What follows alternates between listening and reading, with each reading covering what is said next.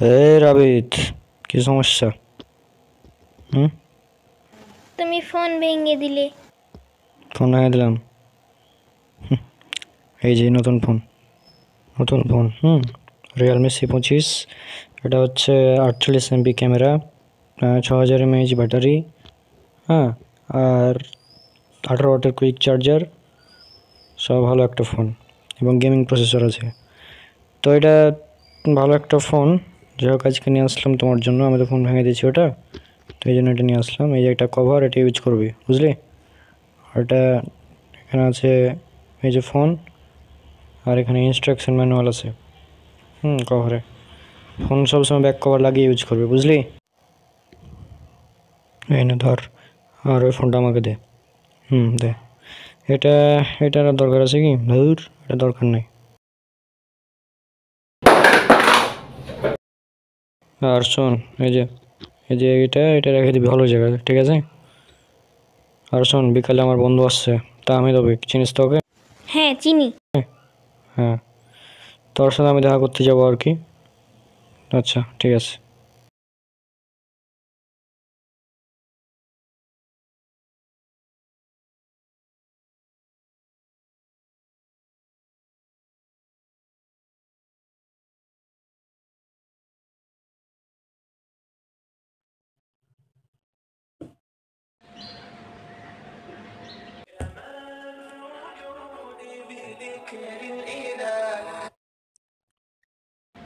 আসসালামু আলাইকুম বন্ধু। ওয়ালাইকুম আসসালাম। কি খবর, কেমন আছিস? আলহামদুলিল্লাহ, ভালো। শুনলাম তো চাকরি হয়নি, তাই সব সার্টিফিকেট ছিঁড়ে ফেলেছিস। আরে বন্ধু, দুনিয়াতে ভালো মানুষের দাম নাই। কি বলবো, মানে সব জায়গায় দুর্নীতি হয়ে গেছে আর কি। আচ্ছা, আমি একটা জিনিস জানার জন্য কল দিলাম তোকে। হ্যাঁ, বল। আসলে আমি গান বাজনা ও নাটক সিনেমা ও অ্যানিমে দেখাতে অনেক আসক্ত হয়ে গেছি। তো এইখান থেকে বের হব কিভাবে? আচ্ছা দেখ, এই যে গান বাজনা শোনা, তারপর নাটক সিনেমা দেখা, হ্যাঁ, এগুলো সবই হারাম, এগুলো আমরা জানি, সবাই জানি এটা। কিন্তু বর্তমানে কেউ 100% পাপ মুক্ত না, হ্যাঁ। আর হ্যাঁ, আরেকটা বিষয়, গান বাজনা মানে ছাড়তে কষ্ট হবে, এটা স্বাভাবিক। তবে চেষ্টা করতে হবে ছাড়ার। তারপরে যদি না পারি, তাহলে সেটা আমরা আল্লাহর কাছে ক্ষমা চাইবো, তাই না? তো আমি একটা সাজেস্ট করব, সেটা হচ্ছে যে গান বাজনা ছাড়ার জন্য আমাদের মানে মানে কি বলবো, এর বিকল্প একটা কিছু দরকার, তাই না? তো গানের পরিবর্তে আমরা ইসলামিক নাসিদ, তারপর এগুলো শুনতে পারি। কোরআন তেলাওয়াত, ইসলামিক নাসিদ বা গজল যেগুলো আছে, সেগুলো শুনতে পারি। আর এখানে আরেকটি গুরুত্বপূর্ণ বিষয়, সেটা হচ্ছে যে আমি সাজেস্ট করবো এটা, তবে বিশেষভাবে হয়তো নিজে আমরা দু একটা গান শুনেও ফেলতে পারি। হুম বা নাটক সিনেমা ইত্যাদি আমরা দেখতেও পারি, বা প্রচারিত যেগুলো নাটক আছে আর কি। তবে এগুলো দেখলেও শুনলেও অন্তত আমরা এগুলো শেয়ার করবো না, কারণ এটা শেয়ার করা আর বড় পাপ। কিন্তু আমি তো মাঝে মধ্যে ফেসবুক স্টোরি আর পোস্টে গানও শেয়ার করি। হ্যাঁ, হ্যাঁ, তুই নাটক গান বাজনা অনেক শেয়ার করিস, সেটা আমিও জানি, এই জন্য তোকে বললাম।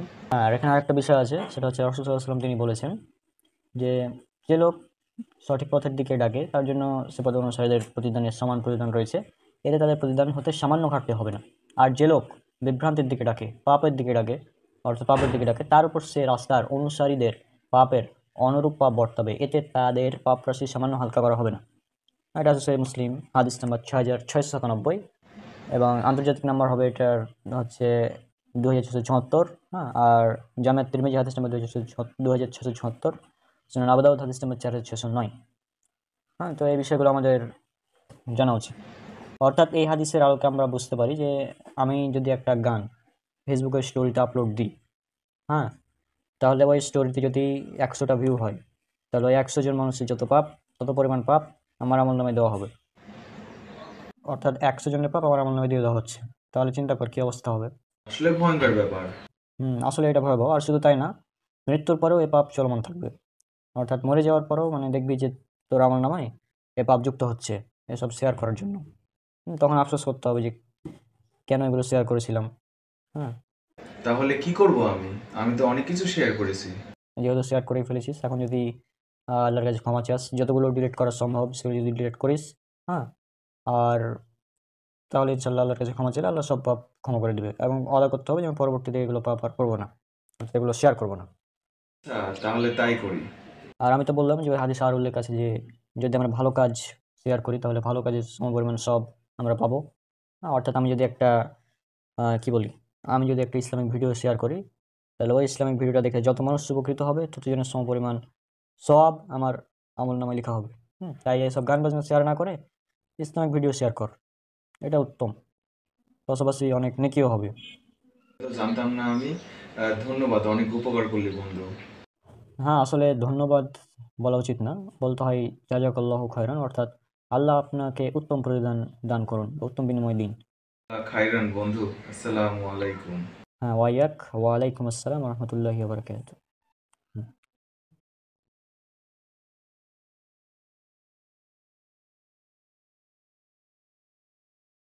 এক পুরনো এক বন্ধু, আমার তার নাম্বার সেভ ছিল না আর কি, সে কল দিল। আচ্ছা, প্রায় বিকাল তো হয়ে গেল, যা একটু নদীর দিকে যা, বাতাস টাতাস খেয়ে আসি, তারপর আসলে নামাজ পড়তে যাবো। আরে আরে কি দেখছি, এটা তো আমার বন্ধু তাই না, রনক? এই কি পাগল নাকি? আমরা কমার্সে পড়তাম, ওই জন্য সে হাসাহাসি করতো যে তুই কমার্স পড়ে কি করবি, আর এই দেখ কাজ সায়েন্স পড়ে আর কি করছে। সায়েন্স নিয়ে পড়ে এখনো ওর সার্টিফিকেটকে পুরালো জ্বালালো, কারণ ওর চাকরি হয়নি। আজই দেখি রনককে একটা কল করে দেখা যাক এখন আবার কে কল দিল, আবার মনে হচ্ছে। আসসালামু আলাইকুম রহমতুল্লাহ। ওয়ালাইকুম আসসালাম রহমতুল্লাহ। কিরে রনক বন্ধু, কি অবস্থা? চিনতে পারছিস আমাকে? জি, আমি তো রনক বলছি, কিন্তু আমি তো আপনাকে চিনলাম না, আপনি কে বলছেন? আরে চেষ্টা কর একটু, আমি হচ্ছি তোদের ক্লাসের সবচেয়ে খারাপ স্টুডেন্ট, যে আসলে সায়েন্স পাইনি, এই জন্য আমি আসলে ইন্টারে কমার্স নিয়ে পড়াশোনা করেছিলাম। তোরা সায়েন্স নিয়ে পড়তি আর আমাকে নিয়ে হাসাহাসি করতে যে আমি কমার্স পড়ে কি করব, কি উন্নতি করবো, আজ দেখ আমি কত বড় বিজনেসম্যান। হ্যাঁ, আর তুই কি করলি? হ্যাঁ, ভিডিওতে দেখলাম নাকি তুই একটা পোস্ট করেছিলি আর কি, হ্যাঁ, যে তুই আর কি যে এই তোর সার্টিফিকেট গুলো আগুন দিয়ে পোড়াচ্ছিস। সায়েন্স পড়ে কি করলি যদি সার্টিফিকেট পোড়াতে হয়? আমাকে দেখ, আমি কমার্স নিয়ে পড়াশোনা করেছি, এখন আমি বিজনেসম্যান, অনেক বড় বিজনেসম্যান, আমার আমার এখন কোটি কোটি টাকা ইনকাম। তুই কি করলি জীবনে? না, আমাদের স্কুলে তো অনেকেই ছিল যারা মানে এসএসসির পর তারা আসলে সায়েন্স না নিয়ে আর্টস কমার্স নিয়েছে। তা আপনি কি? আমি তো আপনাকে ঠিক চিনলাম না, একটু আপনার পরিচয়টা দিলে ভালো হয়। তুই এখন আমাকে চিনতে পারিসনি? আমি হচ্ছি রিমোশ খান, এবার চিনতে পারছোস? ও আচ্ছা, রিমোশ খান, আচ্ছা আচ্ছা। হ্যাঁ, কিরে কি অবস্থা তোর? আমার অবস্থা তো ভালো, কিন্তু তোর অবস্থা তো দেখছি খুবই বাজে অবস্থা একদম। হ্যাঁ, আমার হচ্ছে যে চাকরি তো হয়নি আসলে, আসলে সমাজটা খারাপ জানিস। আমার চাকরি না হওয়ার মূল কারণ হচ্ছে, প্রথম কারণ, প্রথম যেখানে গেলাম ওখানে বলছে যে দাড়ি কাটতে হবে, তারপর আবার বলছে যে ঘুষ ছাড়া চাকরি হবে না। হ্যাঁ, এই জন্য আর কি। তো আমি তো এসব হারাম জিনিসের বিষয়ে চাই করবো না। আর তোর মতো পাগল আমি মানে দ্বিতীয় কাউকে দেখিনি মনে হয়। মানে ওখানে তোর চাকরিটা হয়ে যেত আর কি, কিন্তু তুই কি বলছিস? তুই নাকি দাড়ি, সামান্য সামান্য দাড়ি দিয়ে কি হবে রে ভাই? এই সামান্য একটা দাড়ির জন্য তুই চাকরি ছেড়ে দিলি, এটা কোনো কথা হলো? কি, দাড়ি তোর কাছে সামান্য বিষয়? হ্যাঁ, যেখানে রসুল সাল্লাল্লাহু আলাইহি ওয়াসাল্লাম বলছেন, সহিহ বুখারীর হাদিস, কিতাবুল লিবাস, হাদিস নাম্বার 5892, যে তোমরা দাড়িকে লম্বা করো, গোঁফ ছোট করো, আর মুশরিকদের বিরোধিতা করো। আর সেখানে তুই বলছিস দাড়ি নাকি সামান্য বিষয়, আজীব ব্যাপার। আর তুই এক কাজ কর, তুই মানে আমাদের কোম্পানিতে একটা সিট ফাঁকা আছে, তুই চাইলে আসতে পারিস। আচ্ছা, তোর কোম্পানিতে এখনো মানে একটা সিট ফাঁকা আছে? আচ্ছা, তোর কোম্পানিটা কিসের আগে বলতো? না মানে সিট মানে তুই যেহেতু আমার বন্ধু আর কি, এই জন্য তোকে অফারটা করলাম। যদিও আমি তোর চেয়ে খারাপ স্টুডেন্ট ছিলাম, তারপরেও দেখ কি ভাগ্য, তুই আজ চাকরি পাচ্ছিস না, আর আজ আমি কোটিপতি। হাই, শোন শোন, আমাদের হচ্ছে কোম্পানিটা আসলে মানে একটা এনজিও কোম্পানি বলতে পারিস। এখানে আমরা আসলে মানুষকে কিছু টাকা ধার দেই। মানে আমরা ঋণের কার্যক্রম যেগুলো ওগুলো করি, মানুষকে টাকা ধার দেই, তারপর থেকে তাদের কাছ থেকে আবার টাকা ফেরত নেই, এই কাজ। ও, এনজিও কোম্পানি, হ্যাঁ, মানে সুদখোর তুই? সুদখোর মানে আমরা কিভাবে সুদখোর হলাম? কিভাবে সুদখোর মানে বুঝতে পারছিস না? তোরা হচ্ছিস যে মানুষকে টাকা ধার দিস, বিভিন্ন কৃষক সহ অনেক মানুষ আছে যাদেরকে টাকা ধার দিস। হ্যাঁ, 20,000 টাকা ধার দিলি, আবার পরের মাসে পরের বছরে তোরা তাদের কাছ থেকে প্রায় 10% হারে মুনাফা নিস, মানে তোরাও বলিস মুনাফা বা ইন্টারেস্ট বলিস, অ্যাকচুয়ালি এটা হচ্ছে সুদ। হ্যাঁ, যদিও তোরা এটাকে অন্য নামে ব্যবহার করিস, কিন্তু এটা হচ্ছে সুদ। তো তোরা হচ্ছে সুদখোর। আচ্ছা আচ্ছা, শোন শোন, ওয়েট, আমরা এটাকে, তুই যদি এটাকে সুদ বলছিস, আসলে এটা আমাদের বিজনেস। দিস ইজ নট সুদ, এটা বিজনেস। হুম। আর শোন, দাঁড়া, ওয়েট, শোন। আল্লাহ সুবহানাহু ওয়া তাআলা বলছেন সূরা বাকারা সূরা নাম্বার 2 আয়াত নাম্বার 275, যে আল্লাহ ব্যবসাকে হালাল করেছেন আর সুদকে করেছেন হারাম। কিন্তু তোরা এই সুদ খাচ্ছিস আর সুদকে বিজনেস বলছিস, আজীব ব্যাপার। ভাই আর কত জ্ঞান দিবি রে। সূরা বাকারা সূরা নাম্বার 2 আয়াত নাম্বার 275 থেকে 279 পর্যন্ত পড়বি, হ্যাঁ। তোরা তো মনে হয় জীবনে কোরআন খুলে দেখেছিস কিনা আমার সন্দেহ আছে। তো যাই হোক, 278 79 নম্বর আয়াতে যেখানে যেটা বলা হচ্ছে যে, আর যে ব্যক্তি সুদ খায়, সে যেন এটাকে ছেড়ে দেয়, আর যদি সে না ছাড়ে তাহলে আল্লাহ ও রাসূলের সাথে যুদ্ধ ঘোষণা করো। অর্থাৎ সুদ যে সুদখোর, সে সরাসরি আল্লাহ এবং রাসূলের সাথে যুদ্ধে লিপ্ত, বুঝলি? আরে ভাই, সুতরাং তোরা হচ্ছে সুদখোর, তোরা আল্লাহ এবং রাসূলের সাথে যুদ্ধে লিপ্ত, একদম। তোদের এই সম্পূর্ণ ব্যবসা হারাম, ঠিক আছে? কোরআন হাদিসে অসংখ্য এরকম বর্ণনা রয়েছে সুদের ব্যাপারে। এখানে তো বিস্তারিত ফোনে বলা যাবে না। তো যাই হোক, আমি তোকে জাস্ট 2টা আয়াত স্মরণ করে দিলাম। আশা করছি যারা মানে জ্ঞানী তাদের জন্য এই 2টি আয়াতই যথেষ্ট হবে, যে সুদ হারাম এবং এই সুদ হচ্ছে ভয়াবহ পাপ, এটা জানার জন্য, ঠিক আছে? এছাড়াও বিভিন্ন হাদিসে 7টি ধ্বংসাত্মক বড় বড় পাপের মধ্যে অন্যতম হচ্ছে সুদ।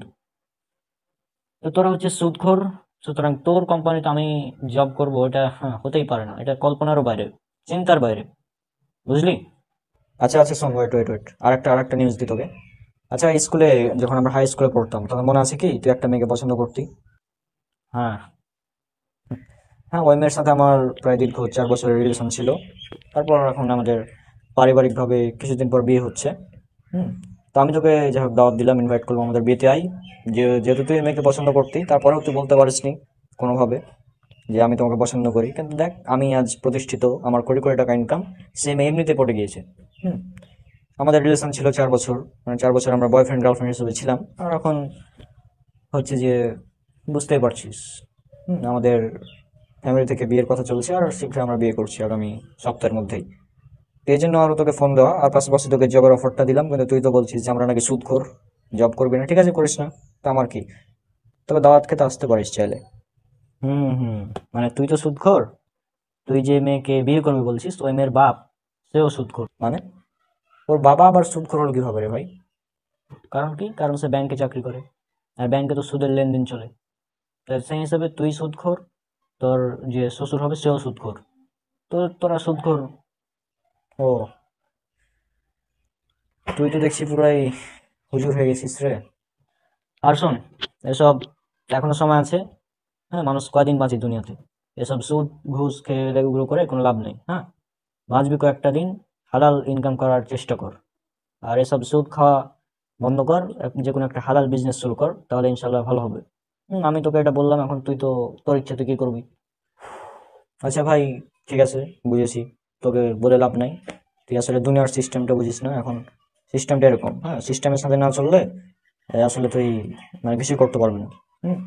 সিস্টেম মেনে চলতে হবে, সামাজিক সিস্টেম একটা আছে না, এটা আমাদের মেনে চলতে হবে, তাছাড়া কোনো বুদ্ধি নাই। তো যাই হোক, কিছু বলে তো আর লাভ নেই তোকে, তুই আমার কথা মানবি কিনা তারও তো কোনো গ্যারেন্টি নাই, তাই না? আমার, তুই যেহেতু ফোন দিলি আমাকে অনেকদিন পর, তা আর কি বললাম। তুই হয়তো আমার ওই নিউজটা মানে শুনে হয়তো ফোনটা দিয়েছিস, যে আমি যে সার্টিফিকেট ছিঁড়লাম, যে আগুন দিয়ে পোড়ালাম, হ্যাঁ, ওটা আসলে অনেকেই জেনেছে আর কি। তো এই কারণে হয়তো তুই আমাকে ফোন করলি, যে মানে আমাকে জাস্ট পে করতে চাইছিলি তুই। তো যাই হোক, আলহামদুলিল্লাহ আমি ভালোই আছি, আমি কোনো হারাম মানে ইনকামের সাথে নাই। তোরা হয়তো এখন দুনিয়ার ক্ষেত্রে বলবে যে তোরা প্রতিষ্ঠিত, অনেক ভালো, তবে তোদের ইনকামটা সম্পূর্ণ হারাম। ভাই থাক, আর জ্ঞান দিতে হবে না, বাদ দে, যা হওয়ার হয়েছে, আর কিছু বলার নাই। তোকে জাস্ট মেসেজটা দিলাম, দাওয়াতটা দিলাম, তুই চাইলে আমার বিয়েতে আসতে পারিস, না চাইলে না আসতে পারিস, সেটা তোর ব্যাপার, যেহেতু সুদের সঙ্গে জড়িত তোরা। তো যা হোক, আজকে আর কিছু না বলি, হ্যাঁ। আর আশা করছি যে তুই ভালো হবি, এসব সুদ খাওয়া ছেড়ে দে, এটাই তোর জন্য বেস্ট হবে। হুম, আজকে রাখছি। আসসালামু আলাইকুম রহমতুল্লাহি ওবরাকাতুহ। কি একটা অবস্থা ভাই, মানে মানুষ সুদ খায়, সে আবার আমাকে ডাকছে ওখানে সুদের বিজনেস করে। আচ্ছা, যাই নদীর ধারে গিয়ে আর কি কিছু গল্প করি, বন্ধুরা আছে হয়তো, দেখা হতে পারে, যাই। ও আচ্ছা, মানে তোমার অনেকদিন পর তোমার সুদখোর বন্ধু তোমাকে হঠাৎ কল দিল, তাই তো? মানে বিষয়টা আসলেই দুঃখজনক। এই সুদের ব্যাপারটা এখন সবার কাছে নর্মাল হয়ে গিয়েছে, সুদ ঘুষ। তারপর সে আবার কি বললো, মানে তার রিলেশন ছিল 4 বছরের গার্লফ্রেন্ডের সাথে। মানে জাস্ট অবাক করা বিষয় ভাই, এগুলো মানুষ করে কেমনে? মানে এখন এই গার্লফ্রেন্ড বয়ফ্রেন্ড রিলেশনশিপ এগুলোকে মানুষ হালাল মনে করছে। অবশ্য সহিহ বুখারীর হাদিস নাম্বার 5590, রাসূল সাল্লাল্লাহু আলাইহি সাল্লাম বলেছেন যে এমন একটা সময় আসবে আমার উম্মত রেশমি কাপড়, গান বাজনা, বাদ্যযন্ত্র, হ্যাঁ, এবং জেনা ব্যভিচার ইত্যাদিকে হালাল মনে করবে। মাদক, এছাড়া মাদকের কথা আছে, অর্থাৎ মাদক দ্রব্য, গান বাজনা, গার্লফ্রেন্ড বয়ফ্রেন্ড রিলেশনশিপ, এগুলোকে হালাল মনে করবে, এবং সেটা হচ্ছে বাস্তব। মানে বিয়েকে কঠিন করা হচ্ছে আর এগুলোকে সহজ করা হচ্ছে, এটাই সমাজের বাস্তবতা, কিছু করার নাই। জি জি, মানে একটা বিষয় আপনি চিন্তা করুন, আমি হচ্ছে যে দাড়ি কাটার জন্য মানে চাকরি করলাম না, তারপর ঘুষের জন্য চাকরি করলাম না, আর আমারও বন্ধু আমাকে আবার বলছে যে তুই আমাদের এনজিও কোম্পানিতে এখানে বিভিন্ন মানুষকে ঋণ দিতে, মানে সুদের বিজনেস করে, সুদ খায়, সুদখোর। সে আবার আমাকে অফার করছে তার কোম্পানিতে জব করার জন্য। আজীব ব্যাপার হয়, আমি কিভাবে জব করি? এই জন্য মেজাজ তখন আরো খারাপ হয়ে গেল। তারপরে যাই হোক, আমি বিকালে গেলাম আমার ওই বন্ধুর সঙ্গে দেখা করতে।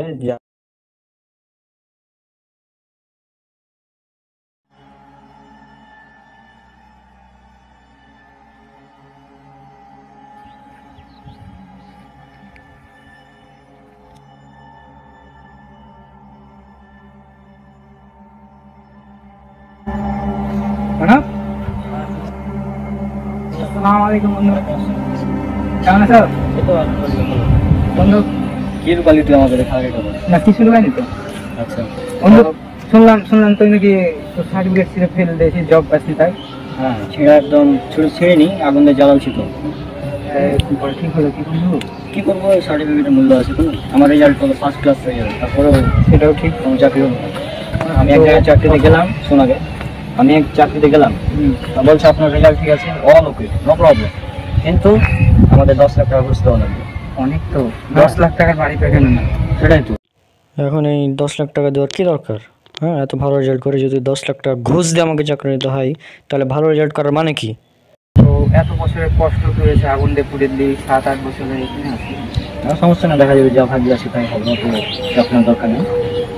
আর তোর এই যে মানে প্যান্ট নিচে পরে রাখিস, তুই জানিস সেটা হারাম। এটা তো ফ্যাশন বন্ধু, আরে ফ্যাশন বললে কি হয়? সবাই তো পরে এরকম ভাবে। দেখ কত দেহা ভালো লাগছে যখন প্যান্টটা এসে নিচে আছে। সহিহ বুখারী হাদিস নাম্বার 5787, রাসূল সাল্লাল্লাহু আলাইহি সাল্লাম বলছেন, কোনো ব্যক্তি যদি টাকনুর নিচে কাপড় পরিধান করে থাকে তাহলে তার সে অংশ জাহান্নামে যাবে। এখন তোর পা যদি জাহান্নামে যায়, তুই কি জান্নাতে যাবি?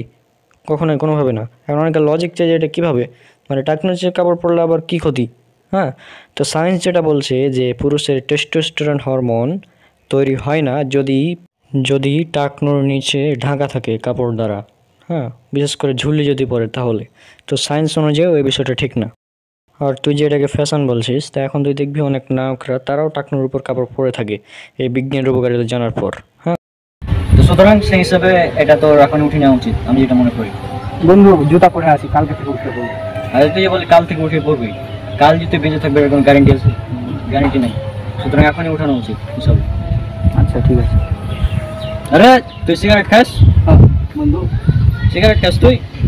মাঝে মাঝে মাঝে মধ্যে মানে? মাঝে মধ্যে যখন একটু শখ উঠে তখন আর কি। আচ্ছা, একটা বিস্কিটের প্যাকেট যদি লেখা থাকে যে এই বিস্কিটটি খেলে আপনার ক্যান্সার হবে, আপনি মারা যাবেন, বা আপনার স্বাস্থ্যের ক্ষতি হবে, তাহলে কি সে বিস্কুটটা খাবে? আর কোনো ডেট ওভার বিস্কিট, ডেট নাই বিস্কিটের, ওটা খাবে তুই? না। তো যেখানে একটা ডেট ওভার বিস্কিটই খাবি না, সেখানে সিগারেটের প্যাকেটে লেখা থাকে যে ধূমপান মৃত্যুর কারণ, স্বাস্থ্যের জন্য ক্ষতিকর, হ্যাঁ, এটার জন্য ক্যান্সার হয়, মৃত্যুর কারণ, এগুলো লেখা থাকে, তারপরেও মানুষ সিগারেট খায়। বন্ধু, অনেক মানুষ তো সারা জীবন সিগারেট খেয়েও বেঁচে আছে। অনেক মানুষ তো বলে যে সে সিগারেট খাওয়া হারাম না। আচ্ছা, যারা বলে সিগারেট খাওয়া হারাম না, তারা নিজেরাই সিগারেটের সঙ্গে জড়িত। সিগারেট না, সিগারেট, জর্দা, গুল, তামাক, অনেক হুজুর তো আছে যারা বলে। হুজুররাও এর সঙ্গে জড়িত, কিছু বলার নাই। হ্যাঁ, এখন যে হুজুর নিজে খায় সে তো আর বলবে না এটা হারাম, ঠিক না? হারাম কিভাবে হয়? আমি তো শুনেছি হারাম না, মাত্র। আচ্ছা, হারাম কিভাবে হয়? দলিল সুনান ইবনে মাজাহ হাদিস নাম্বার 3388, রাসূল সাল্লাল্লাহু আলাইহি ওয়াসাল্লাম বলছেন প্রত্যেক নেশার দ্রব্য হারাম, অর্থাৎ বিড়ি, সিগারেট, জর্দা, গুল সবই হারাম। এখন সিগারেট নেশার দ্রব্য কিনা যারা দেখবি 20-30 বছর ধরে সিগারেট খায় তাদেরকে বলবি যে আঙ্কেল আপনি সিগারেট খাওয়া ছেড়ে দেন, সে ছাড়তে পারবে না। কারণ কি? কারণ তার এই এতদিন ধরে খাওয়ার কারণে নেশা হয়ে গেছে। অর্থাৎ এটা একদম প্রমাণিত যে সিগারেট এটা হচ্ছে নেশাদার দ্রব্য। এই জন্য মানে যারা অনেক দিন ধরে নেশা করে তারা ছাড়তে পারে না। তবে অনেকে বিষয়টা মানতে চায় না যে সিগারেট আবার কী এমন ক্ষতি করে। তো এই শুধু গুগল একবার সার্চ করবি যে প্রতি বছর ধূমপানের ফলে কত মানুষ মারা যায়। আমি দেখেছিলাম 80 লক্ষ, অর্থাৎ 8 মিলিয়ন মানুষ মারা যায় প্রতি বছর ধূমপানের কারণে। আর এই ধূমপান করা স্বাস্থ্যের পক্ষে এতটাই ক্ষতিকর যে এটা এত ক্যান্সারের কারণ লেখাই থাকে। তারপরেও এই ধূমপান করার ফলে শুধু নিজের ক্ষতি এমন না, পরিবেশের ক্ষতি হয়। তারপর তুমি যদি আশেপাশে যারা থাকে তাদের পাশে যদি সিগারেট খাও তাদেরও ক্ষতি হয়। আর ওই রিপোর্টে আরও দেখেছিলাম যে প্রতি বছর প্রায় 8 মিলিয়ন মানুষ তো মারা যায় সরাসরি ধূমপানের কারণে, কিন্তু ধূমপানের ফলে প্রভাবিত হয়ে, অর্থাৎ মানে যারা ধূমপান করে না কিন্তু ধূমপায়ীদের আশেপাশে থাকে, এই জন্য তারাও এর দ্বারা মানে অ্যাট্রাক্ট হয়ে যায়, ফলে তারাও মারা যায়। এরকম মানুষের সংখ্যা প্রতি বছর প্রায় 1.2 মিলিয়ন। তাহলে চিন্তা কর কী অবস্থা, ধূমপান কতটা ক্ষতিকর। হ্যাঁ, এটা একদম স্বাস্থ্যের জন্য ক্ষতিকর, ইসলামে হারাম, মানে জাস্ট অনেক বড় একটা ক্ষতিকারক জিনিস। আর কোরআন হাদিসে তো মানে বিড়ি সিগারেটের নাম ধরে বলা থাকবে না যে এগুলো হারাম। বরং বর্তমানে নেশাদার দ্রব্যের পরিমাণই এত যে এগুলোর নাম লিখতেই অনেক বড় একটা বই হয়ে যাবে। রাসূল সাল্লাল্লাহু আলাইহি ওয়াসাল্লাম এমন একটা কথা বলেছেন যে প্রত্যেক নেশাদার দ্রব্য হারাম, এটাতেই একদম ওকে। তার মানে সিগারেট একদম হারাম? একদম হারাম বন্ধু। আচ্ছা বন্ধু, খাবো না। এমনিতে তো আমি নেশা করি না, মাঝে মধ্যে খাই। আজকে থেকে এত সামনে কথা দিলাম, খাবো না, আমি এই ফেলে দিলাম। আচ্ছা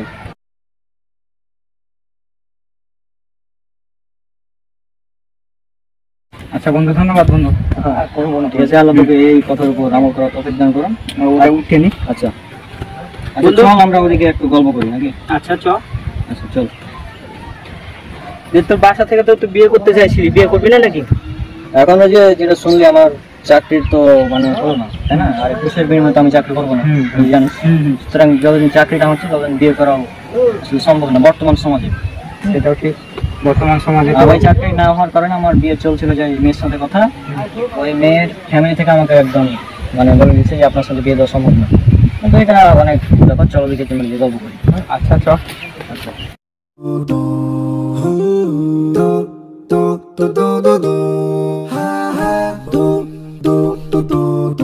বাতাস কত সুন্দর বন্ধু, এত গরমে এত সুন্দর বাতাস, কিছু অসাধারণ না? হ্যাঁ, সবই আল্লাহর সৃষ্টি, অসাধারণ সৃষ্টি। আচ্ছা, তোর সাথে একটা বিষয় কথা ছিল, তুই কি নামাজটা নিয়মিত পড়ছিস নাকি? না রে বন্ধু, নিয়মিত পড়া হচ্ছে না, কেন মাঝে মধ্যে মন চাইছে না যেতে। এখন এটা তো আমার দায়িত্ব, তুই যেহেতু আমার বন্ধু, বেস্ট ফ্রেন্ড, তাই না? অনেক হাদিসে নামাজের গুরুত্ব সম্পর্কে বলা হয়েছে এবং পবিত্র কোরআনের একটা আয়াত আছে, এটা পবিত্র কোরআনের সূরা মুদাসসির সূরা নম্বর 74 আয়াত 42 এবং 43। আল্লাহ সুবহানাহু ওয়া তাআলা বলছেন, সেদিন অপরাধীদেরকে জিজ্ঞেস করা হবে যে কিসে তোমাদেরকে জাহান্নামে নিক্ষেপ করলো? অপরাধীরা বলবে, আমরা সালাত আদায়কারীদের অন্তর্ভুক্ত ছিলাম না, অর্থাৎ আমরা নামাজ পড়তাম না। তাহলে আমরা কি পেলাম? যে জাহান্নামে যাওয়ার প্রধান কারণ হচ্ছে নামাজ না পড়া। তারপর এটা সূরা প্রায় অনেকে জানি, ছোট সূরা মাউন 107 নম্বর সূরা আয়াত 4 এবং 5। এখানে বলা হচ্ছে দুর্ভোগ যেসব নামাজিদের জন্য যারা তাদের নামাজে অলস। তাহলে চিন্তা কর, যারা তাদের যেসব নামাজে অলস তাদের মানে জন্য দুর্ভোগ, তারা যারা নামাজ পড়ে না তাহলে তাদের কী অবস্থা হতে পারে একবার চিন্তা কর। রাসূল সাল্লাল্লাহু আলাইহি ওয়াসাল্লাম বলেছেন, এটা আছে সহিহ মুসলিম হাদিস নম্বর 148 এবং 149, যে আমাদের এবং কাফিরদের মধ্যে পার্থক্য হচ্ছে সালাত ত্যাগ করা। যে ব্যক্তি সালাত পড়ে সে মুসলিম, যে ব্যক্তি সালাত পড়ে না সে মুসলিম নয়। এছাড়াও আরও অনেক হাদিস আছে, যেমন কিতাবুল ঈমান জামে তিরমিজিতে উল্লেখ করা আছে 2622 নম্বর হাদিস, যে রাসূল সাল্লাল্লাহু আলাইহি ওয়াসাল্লামের প্রত্যেক সাহাবী অন্য কোনো আমল ছেড়ে দেওয়াকে কুফরি মনে করতেন না, সলাৎ ছেড়ে দেওয়া ব্যতীত। অর্থাৎ তারা অন্য কোনো আমল ছেড়ে দেওয়াকে কুফরি মনে করতেন না, কেবলমাত্র সলাৎ ছেড়ে দেওয়া ব্যতীত। অর্থাৎ কেউ যদি না মানে রোজা ছেড়ে দিত সেটা কুফরি না, কেউ যদি হজ ছেড়ে দিত সেটা কুফরি মনে করতেন না, কেবলমাত্র কেউ যদি সলাৎ ছেড়ে দিত তাহলে সেটা তারা কুফরি মনে করতেন। আর সুনান নাসাই হাদিস নম্বর 465, রাসূল সাল্লাল্লাহু আলাইহি ওয়াসাল্লাম বলছেন, কিয়ামতের দিন সর্বপ্রথম যে আমলের হিসাব নেওয়া হবে সেটা হচ্ছে সলাৎ। যা সলাৎ ঠিক থাকবে তার বাকি আমলগুলোও ঠিক থাকবে। এখন একটা বিষয় চিন্তা কর, আমি একটা পরীক্ষা দিচ্ছি, এখন আমার গণিতের খাতা দেখা হচ্ছে, এখন আমি যদি গণিতে মানে 0 পাই তাহলে কি আমার রেজাল্ট পাস আসবে না ফেল আসবে? পাস আসবে না ফেল আসবে? অবশ্যই ফেল আসবে, তাই না? আবার এখানে আরেকটা বিষয় চলে আসে, অনেকে বলে যে আমি 4 ওয়াক্ত নামাজ পড়ি, 5 ওয়াক্ত পড়া হয় না। ওরা বলে, অনেকে বলে না, যে আমি নামাজ পড়ি তো 4 ওয়াক্ত পড়ি, ফজরেরটা পড়তে পারি না। এখন যত হচ্ছে, একটা হচ্ছে ইচ্ছাকৃত ছেড়ে দেওয়া, আর একটা হচ্ছে মানে মানে ভুল মানে ছুটে গেছে আর কি, ঘুমের কারণে বিভিন্ন কারণে, দুটা কারণ। যদি ইচ্ছাকৃত ছাড়া হয় তাদের ক্ষেত্রে বিষয়টা হবে এমন যে আমার 6টা সাবজেক্টের মধ্যে একটা আমি 5টাতে একদম 90+ নাম্বার, 90-এর উপরে, কিন্তু একটা সাবজেক্টে ফেল, রেজাল্ট কি আসবে? রেজাল্ট প্লাস ফেল আসবে। তো সেরকম বিষয়টা হচ্ছে আমি 5 ওয়াক্ত নামাজ, এখন আমি যদি 4 ওয়াক্ত পড়ি তো এই 4 ওয়াক্তটা কাউন্ট হবে না, আসলে ফেল আসবে রেজাল্টটা হিসাবে। আসলে নামাজের গুরুত্বটা অনেক, আমাদের রাসূল সাল্লাল্লাহু আলাইহি ওয়াসাল্লাম তিনি বলেছেন, এছাড়া হাদিসে অনেক বিষয়গুলো আছে। আর এটা আমার দায়িত্ব ছিল তোকে জানিয়ে দেওয়া। আর মানে যাই কর, নামাজটা না ছাড়লেই হয়। আসলে নামাজটা তো পড়তে বেশিক্ষণ লাগে না, তাই না? আমাদের ফরজ সালাত হচ্ছে 17 রাকাত, ফজরের 2, আসরের জোহরের 2, জোহরের 4, আসরের 4, মাগরিবের 3 আর এশার 4, 17 রাকাত হচ্ছে ফরজ। এটি পড়া বাধ্যতামূলক, কারণ কেউ যদি সুন্নাত নাও পড়ে কোনো সমস্যা নেই। অনেকে আবার বলে যে সুন্নাত পড়াই লাগবে বাধ্যতামূলক, এমনটা না, সুন্নাত না পড়লেও সমস্যা নেই। তবে সুন্নাত পড়লে অনেক ফজিলত রয়েছে, যেমন সুনান তিরমিজির 415 নম্বর হাদিস, যে কেউ যদি নিয়মিত 12 রাকাত সুন্নাত সালাত আদায় করে তাহলে তার জন্য জান্নাতে একটি ঘর নির্মাণ করা হবে। জান্নাতে একটি ঘর, এখন চিন্তা করেছি জান্নাতের ঘর। আমরা পৃথিবীতে একটা ঘরের জন্য কত পরিশ্রম করি, তাই না? কত ভালো রেজাল্ট, তারপর টাকা পয়সা ইনকাম করি। সেখানে আমি যদি 12 রাকাত সুন্নাত পড়ি তাহলে আমাদের জান্নাতে একটি ঘর নির্মাণ করা হবে। আর জান্নাতের ঘর তো পৃথিবীর মতো অবশ্যই না, এগুলো পরে কি আলাদা। তো আমাদের এগুলো পড়া উচিত, অন্তত ফরজটা পড়া উচিত। হ্যাঁ, আর নামাজ অনেকে একসাথে ধরতে পারবে না, যারা বেনামাজি, একসাথে ধরা সম্ভব না। তাকে মানে ছেড়ে ধরতে হবে আর কি। প্রথমে মনে করবো যে আমি এই মাগরিবের সালাতটা জীবনে ছাড়বো না, যাই হয়ে যায়। প্রথমে মাগরিব ধরলাম, তোরা মাগরিব এসা অন্যান্যগুলো, আমি তো নিজে একসাথে নামাজ পড়তাম না। হ্যাঁ, তো আমি সর্বপ্রথম মাগরিব নামাজটা ধরলাম, তারপর মাগরিব এসা, তারপর ধীরে ধীরে আমি নামাজগুলো ধরেছি। এরপর থেকে আমার নামাজটা আসলে ছুটে না। হ্যাঁ, আর এটা আসলে অভ্যাসের ব্যাপার, যদি অভ্যাস হয়ে যায় তাহলে নামাজ না পড়লে আসলে কেমন লাগবে, যদি অভ্যাসটা হয়ে যায় আর কি। তো এটা খুবই জরুরি, নামাজ আমাদের নিয়মিত পড়তে হবে।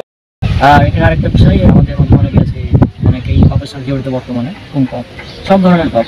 হ্যাঁ, কিন্তু পাপ করা এক জিনিস, প্রকাশ করা একটা বড় ব্যাপার। মানে প্রকাশ করা যাবে না। হ্যাঁ, এবং রাসূল সাল্লাল্লাহু আলাইহি ওয়াসাল্লাম বলেছেন, সহিহ বুখারী হাদিস নাম্বার 669 এবং 77, তিনি বলছেন যে আমার প্রত্যেক উম্মতি ক্ষমা পাবে, তবে প্রকাশকারী ব্যতীত, অর্থাৎ যে পাপ প্রকাশ করবে তাকে ব্যতীত প্রত্যেককে ক্ষমা করে দেওয়া হবে। কেন? কারণ আল্লাহ সুবহানাহু ওয়া তাআলা আমার পাপটি গোপন রেখেছেন, কিন্তু আমি বলে দিলাম পরের দিন যে শোনো আমি এই পাপটা করেছি গতকালতে, এরকম। এই কারণেই মূলত পাপ ক্ষমা করা হবে না, প্রকাশ করার কারণে। অর্থাৎ পাপ করলেও আমাদের পাপটা প্রকাশ করা যাবে না, অর্থাৎ গোপনে যদি পাপ হয়ে যায়, গোপনে আল্লাহর কাছে ক্ষমা চাইবো, কিন্তু ওই পাপটা প্রকাশ যেন না হয়। আচ্ছা, হ্যাঁ, এটা জানতে পারলাম। আমাদের পাপ প্রকাশ করা যাবে না। পাপ তো এখন বিনা পাপে কে আছে বর্তমানে? আর বর্তমানে পাপ করে না এমন কেমন কোনো মানুষ আছে কি? এটা তো টেকনোলজির যুগ, এখন আসলে সব পাপ আমাদের হাতের মুঠোয়, আমরা এখন যা ইচ্ছা তাই করতে পারি। আরেকটা বিষয়ের কথা ছিল, সেটা হচ্ছে আমাদের মধ্যে অনেকেই সোশ্যাল মিডিয়াতে গান বাজনা শেয়ার করে, নাটক সিনেমা দেখে। হ্যাঁ, এখন আমি যদি গান নিজে শুনি, আমি একটা নাটক সিনেমা দেখলাম, এটা হচ্ছে আমার গুণাগত একটা। এখন আমি যদি এটাকে শেয়ার করি তাহলে আমার মাধ্যমে যতজনে গান শুনবে বা এই সিনেমা দেখবে, নাটক দেখবে, তাদের সমপরিমাণ আমলনামা আমার আমলনামা দিয়ে দেওয়া হবে। এটা কিন্তু আমি বানিয়ে বলছি না, এটা রাসূল সাল্লাল্লাহু আলাইহি ওয়াসাল্লাম তিনি বলেছেন। সহিহ মুসলিমের হাদিস 6697, তিরমিজিতে আছে 2674 এবং আবু দাউদে 4609। একদম বলেছে যে ব্যক্তি কোনো মানুষকে ভালো কাজের দিকে ডাকবে, সে তার সমপরিমাণ মানে আমলনামায় সওয়াব পাবে, তার ভালো কাজের সওয়াব পাবে। আমি যদি কাউকে একটি ভালো কাজের আদেশ দিলাম, ওই ভালো কাজটা যতজন পালন করবে তাদের সমপরিমাণ নেকি আমার আমলনামায় দেওয়া হবে। একইভাবে সমপরিমাণ পাপ, যদি আমি কোনো পাপ করি, পাপটা শেয়ার করি, তাদের সমপরিমাণ পাপ আমার আমলনামায় দিয়ে দেওয়া হবে। সুতরাং এটা অনেক পাপ হয়ে যাবে। এখন বিষয়টা হচ্ছে, আমি যদি একটা গান শেয়ার করি আর সেই গানে যদি 1 মিলিয়ন ভিউ হয়, তাহলে ওই 1 মিলিয়ন মানুষের যে পাপ, সে পাপ আমার আমলনামায় দিয়ে দেওয়া হবে। এখন আমরা নিজেদের পাপ নেই মানে পারি না, টানাহেঁচড়া করতে হচ্ছে, সেখানে যদি 1 মিলিয়ন মানুষের পাপ দেওয়া হয় তাহলে কি অবস্থা হতে পারে? অনেক তো, তাহলে কি অবস্থা হবে? তো সেই জন্য আমি বলি যে পাপ তো হবেই, পাপ ছাড়া কেউ থাকতে পারবে না, খুবই মুশকিল।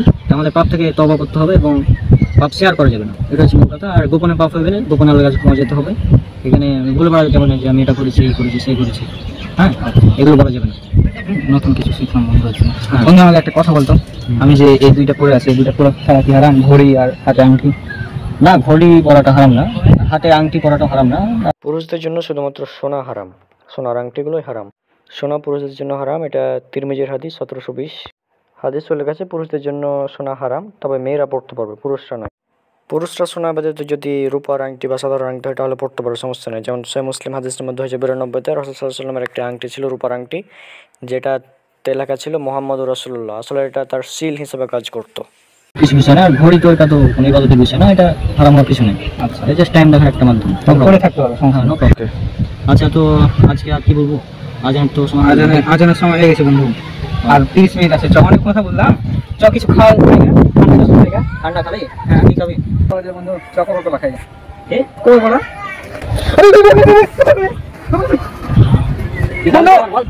বন্ধু বন্ধু কি খাবি তুই? ওটা কেন বন্ধু? তুই কি খাবি? বাবার নাম বল। কোকা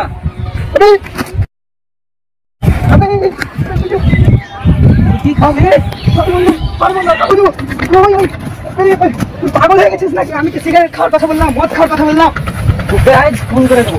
বন্ধু বন্ধু থাম থাম থাম। কেন কেন কেন কেন? আমি তো কোনো খারাপ কিছু কথা বলিনি। বলেছি কি তোর নিচে রাখ, আমি তোর কাছে আসছি। তোর নিচে রাখ, তোর নিচে রাখ, আয় থাম। তোর নিচে রাখ। আয়। হ্যাঁ বন্ধু, কেন আবার আবার ওটার দিকে তাকাচ্ছে? আমি এখানে যাই না তো। আচ্ছা ঠিক আছে, আমার ছিনা আগে শুন, বল শুন। তো আমি তো বুঝলাম সিগারেট খাওয়া হারাম। সিগারেট হারাম জিনিস তুই বুঝালি আমাকে, সুন্দরভাবে বুঝলাম। কিন্তু কোকা কোলা কি দোষ করলো? কোকা কোলা তো এই পর্যন্ত শুনি কিছু হারাম বলে আমি তো শুনিনি কোনোদিন। তো কোনোদিন হারামও বলেনি। কোকা কোলা এটা তুই যে আমাকে যেভাবে তাড়লি, চোরেরা মনে হয় তাড়ে না লোকজনদের, এমন ভাবে খেপে গেছে। হোয়াট? শুন, কোকা কোলা এই জিনিসটা কি জানিস? সেটা হচ্ছে, এই প্রোডাক্টটা হচ্ছে ইসরায়েলের। তারা মানে কোকা কোলার একটা পার্সেন্টেজ পায়, সেটাকে ইসরায়েল পায় হ্যাঁ। কোকা কোলার পার্সেন্টেজ। হ্যাঁ, তারা 1 টাকা পায়, এই টাকা দিয়ে অস্ত্র বানায় এবং ফিলিস্তিনি মুসলিমদেরকে হত্যা করে। তা আমরা কোকা কোলা খাওয়া মানে কি আমাদের নিজের মুসলিম ভাইদের রক্ত খাওয়া, একই ব্যাপার। হ্যাঁ, শুধু কোকা কোলা না, এই কোকা কোলা এইভাবে কোনোদিন চিন্তা করে দেখি। কোকা কোলা না, শুধু কোকা কোলা না, এর মতো আর অনেক আছে, যেমন এই কোম্পানির কোকা কোলা কোম্পানির, যেমন 7 আছে এর মধ্যে, আর অনেক। PepsiCo company. হ্যাঁ, ওই কোকা কোলার মধ্যে এরাও ইসরায়েলের আর কি। পেপসিকো ইসরায়েলের। হ্যাঁ, পেপসিকো ইসরায়েল থেকে সাপোর্ট পায়, ইসরায়েলের সাপোর্ট পায়। হ্যাঁ, মানে এরা ইসরায়েলের একটি, মানে ইসরায়েলের একটি অংশ যায় আর কি, মানে এই পণ্যগুলোর একটা অংশ ইসরায়েলে যায়। আচ্ছা আচ্ছা। 1 টাকা। এই জন্য হচ্ছে আমি এভাবে রিয়াক্ট করলাম। কারণ এই বর্তমানে, আর শোন, তুই কোন জায়গায় বাস করছিস? বর্তমানে হচ্ছে যে পুরো বাংলাদেশ, শুধু পুরো বাংলাদেশ না, পুরো বিশ্বই আসলে কোকা কোলাকে বয়কট করছে। হ্যাঁ, সেখানে তুই কোকা কোলার নাম নিলি, সেখানে আমি কি রিয়াক্ট করবো? মাফ করে দেবো, আমি জানতাম না, এই তথ্য সম্পর্কে জানতাম না। আচ্ছা যাই হোক, কোকা কোলা না খেলেও আমরা অন্য কিছু খেতে পারি, যদি কোল্ড ড্রিঙ্কস খাওয়া এমনিতেই স্বাস্থ্যের জন্য ক্ষতিকর। তারপরেও যদি ঈদের সময় এখন খাওয়া যায়, নো প্রবলেম। ও নতুন একটা বের হয়েছে জানিস? একটা বাংলাদেশি কোম্পানির একটা কোলা বের হয়েছে, চৌটা খাই। বাংলাদেশি কোম্পানি যেহেতু, চৌটা খাই। তুই চালিয়ে আমাকে করে দাও, মনে এত বড় তারা খায় না। এই বন্ধু আয় আমার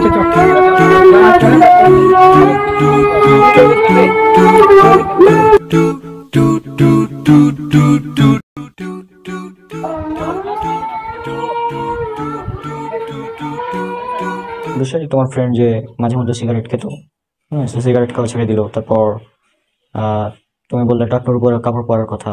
ব্যাপারটা হচ্ছে সহিহ বুখারীতে হাদিস নাম্বার 5787-তে। এছাড়াও আরো কথা বললা, যেমন সালাত আদায় করার ব্যাপারে বললা।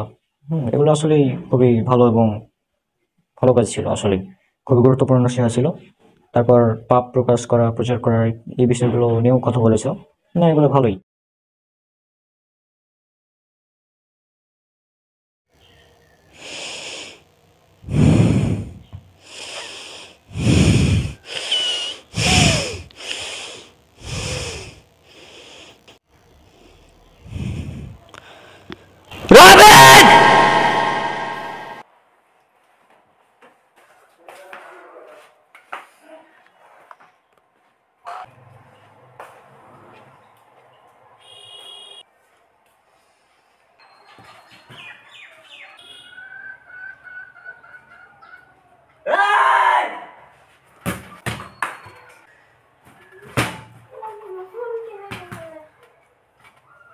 এই তুই কি শুরু করছিস?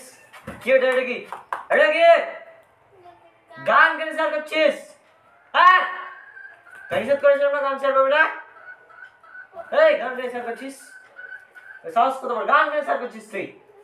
হ্যাঁ, সমস্যা কি মানে? হ্যাঁ, সমস্যা কি? এই সমস্যা কি মানে? তুই জানিস গান শোনা কত বড় বাপ? জানিস তুই? শোন দে আগে। রাসূল সাল্লাল্লাহু আলাইহি ওয়াসাল্লাম বলেছেন, এটা আছে সহিহ মুসলিম হাদিস নাম্বার 6697-তে। হ্যাঁ, এখানে বলা হচ্ছে যে কেউ যদি মানুষকে ভালো কাজের দিকে ডাকে, তাহলে সে তার অনুসারে সমপরিমাণ সওয়াব পাবে। আবার একইভাবে কেউ যদি মানুষকে খারাপ কাজের দিকে ডাকে, সে তার অনুসারে সমপরিমাণ পাবে, জর্জরিত হবে। তো তো তুই যে গানটা শেয়ার করেছিস, এই গানটা যদি 100 মানুষ দেখে, তাহলে 100 জন মানুষ যত পাপ তত পরিমাণে পাপ তোর আমল নামে দিয়ে দেওয়া হবে। হ্যাঁ, তো সেক্ষেত্রে আমরা তো এখন নিজেদের পাপ নিয়ে টানাটানি করতে পারছি না, তারপরেও ওটা মানে অবস্থা খারাপ। আর আমরা সবাই জানি গান শোনা হারাম, গান শোনা পাপ। এটা আছে সহিহ বুখারী হাদিস নাম্বার 5590-তে, যে আমার উম্মতের এক শ্রেণীর মানুষ থাকবে যারা গান বাজনাকে হালাল মনে করবে। আর তাদের কথা আর বলছি না, মানে তারা মনে করবে। আর একদল মানুষ আছে যারা মনে করে যে গান শোনা হারাম নয়, তারা হালাল মনে করে আর কি গান শোনাকে। তো যাই হোক, গান শোনা মূলত হারাম, পাপ। আর এখানে তোর সমস্যা হচ্ছে দুটা। প্রথমত তুই পাপ প্রকাশ করছিস, মানে প্রচার করেছিস, গান শেয়ার করেছিস, এটা একটা পাপ। আর একটা আছে সহিহ বুখারী হাদিস নাম্বার 6069, এখানে বলা হচ্ছে যে রাসূলুল্লাহ সাল্লাল্লাহু আলাইহি ওয়াসাল্লাম তিনি বলছেন, আমার মতো প্রত্যেকেই ক্ষমা পাবে, শুধুমাত্র তারা ব্যতীত যারা পাপ প্রকাশ করে, অর্থাৎ পাপ প্রকাশকারী ব্যতীত প্রত্যেককে ক্ষমা করে দেওয়া হবে। তুই পাপ প্রকাশ করেছিস মানে তোর পাপটা গোপন ছিল, আল্লাহ ছাড়া কেউ জানতো না যে তুই গানটা শুনতি বা গান শুনেছিস, কিন্তু শেয়ার করার মাধ্যমে তুই হচ্ছে যে পাপটাকে মানে প্রকাশ করে দিয়েছিস যে হ্যাঁ আমি গান শুনি। তো এখানে ডাবল পাপ, একটা হচ্ছে পাপ প্রচার করা আর একটা পাপ শেয়ার করা, ডাবল পাপ। পাপ প্রচার করা এবং প্রকাশ করা ডাবল পাপ। হ্যাঁ, এই বিষয়টা বুঝতে হবে। তো যাই হোক, আমি আর কিছু বলছি না। নেক্সট টাইম যদি তোকে দেখি যে গান বাজনা শেয়ার করছিস, তোর অবস্থা কিন্তু খারাপ করে দেবো, এই জন্য মনে থাকে মাথায়। তো আর জীবনে গান শেয়ার করবি, যদি গান শেয়ার করতে জীবনে দেখেছি, তোর চোখের সামনে তোর মোবাইল ভেঙে গুঁড়া করে দেবো, বুঝলি? মাথায় জন্য থাকে কথা। আজকে ছেড়ে দিলাম, তারপরে যদি গান শেয়ার করতে দেখেছি আমি, তোর মোবাইল আর থাকবে না, তোর হাতে করে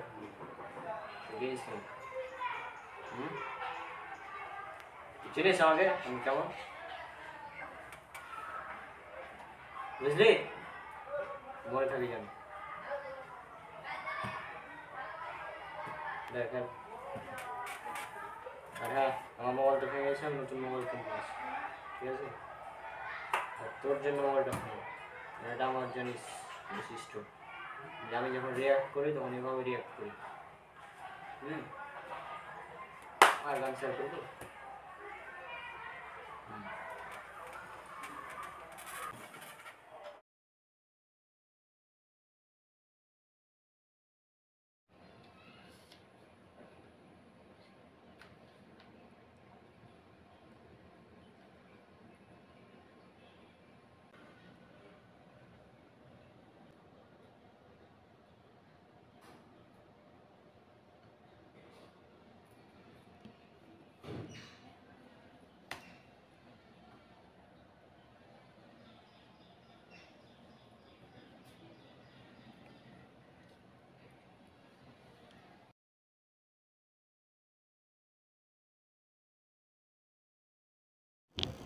এই রাবিত, নামাজের সময় হয়ে গেছে, বুঝলি?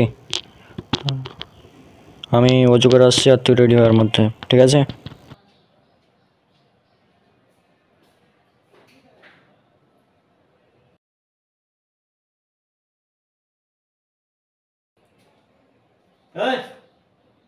তো রেডি হতে বললাম না, কি হচ্ছে এখন থেকে? হ্যাঁ, চল না, কি হচ্ছে? গেম খেলছিস তুই? তুই গেম খেলছিস? তুই গেম খেলছিস না? তুই কে এলে? গেম খেলছিস কেন নামাজের সময়? হ্যাঁ, আর মাত্র 5 মিনিট সময় আছে, তুই এলে কিসে করছিস? বাইরে গেম থেকে চল, নামাজে চল। তুই নিজে করছিলাম না ল্যাপটপে গেম খেলবে না, মনে নেই?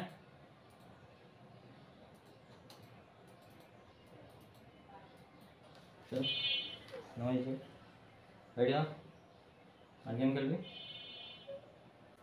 চল তাড়াতাড়ি চল, রেডি হ। রেডি আসছি আমি, রেডি আসছি, তুই রেডি হবি অজু করে। আর গেম টেম যদি খেলবি তার হাত কেটে দেবো। আরো গেম গেম খেলিস মানে যায়।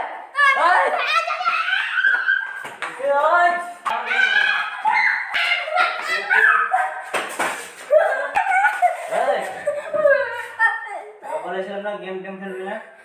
হ্যাঁ तो यस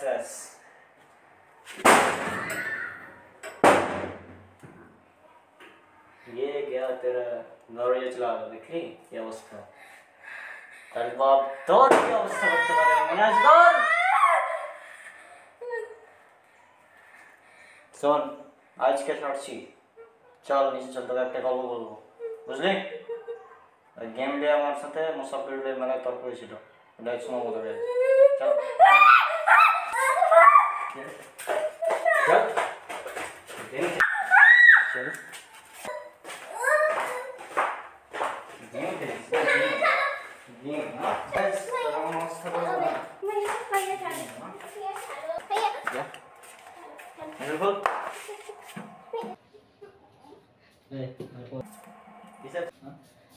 गेम खेल भी बोल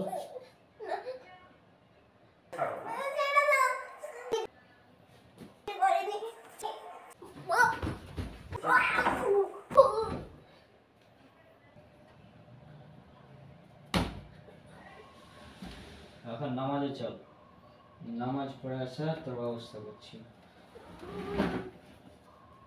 চল নামাজে চল চল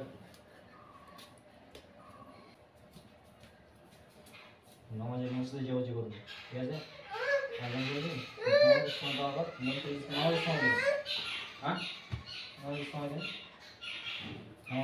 নামাজ পড়ে আসা তোর ব্যবস্থা করছি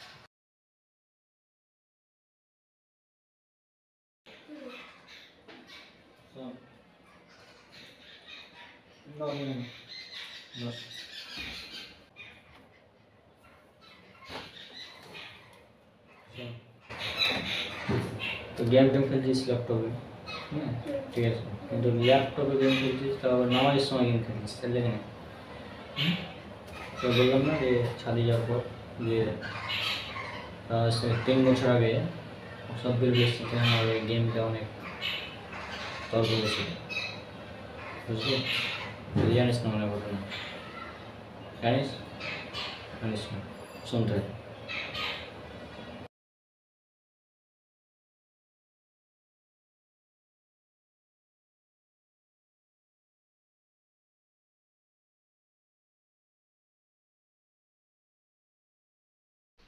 अबे আর দুটায় যাবো কি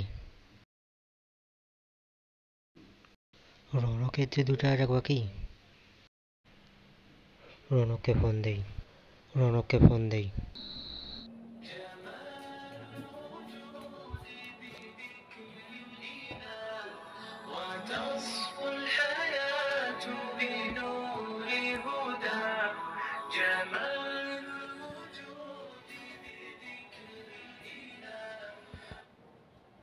হ্যাঁ হ্যালো মামা বল কি খবর ঘুমাচ্ছি রে বাল বুঝছিস ঘুমাচ্ছি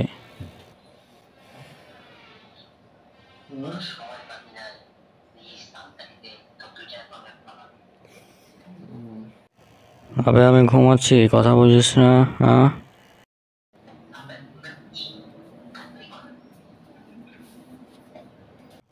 আচ্ছা থাম দেখি কটা বাজছে 7:52 আচ্ছা ঠিক আছে আমি ঘুম থেকে উঠে ডাক দিচ্ছি তাহলে হ্যাঁ ফোন রাখ মামা আচ্ছা ঠিক আছে মামা ফোন রাখ বাই এখন উঠে ডাক দিতে হবে কি একটা যন্ত্রণা আচ্ছা ঠিক আছে দিয়ে ডাক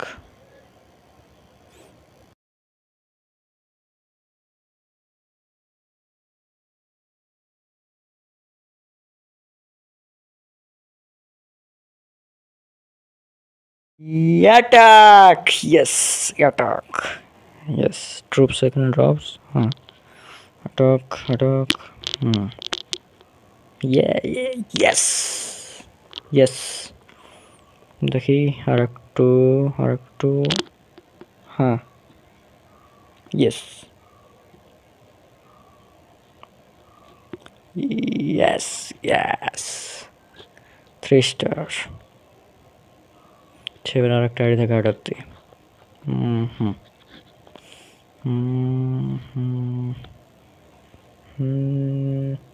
ইয়েস ইয়েস ইয়েস। এটা ডান, এখন কলেজ যেতে হবে দেখি।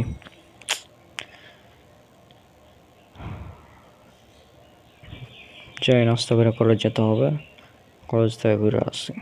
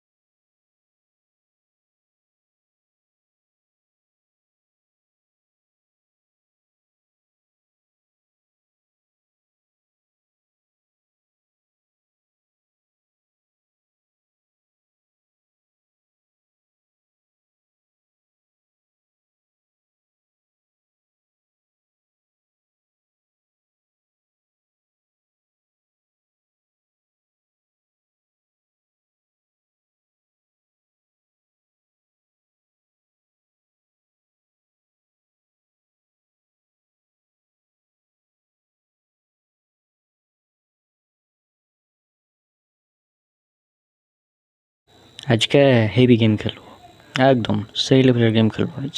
দেখি আজ অ্যাটাক একদম শেষ করে দেবো।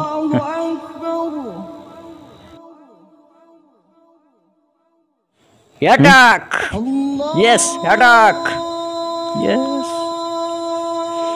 ইয়েস। নামাজের সময় কি করছে রণক? অ্যাটাক, দরজা তো মার, এদিকে মার। দরজা তো খোলা আছে, দেখি ভিতরে যাই একদম কি অবস্থা। মার, হ্যাঁ একদম শেষ। মার ওকে মার।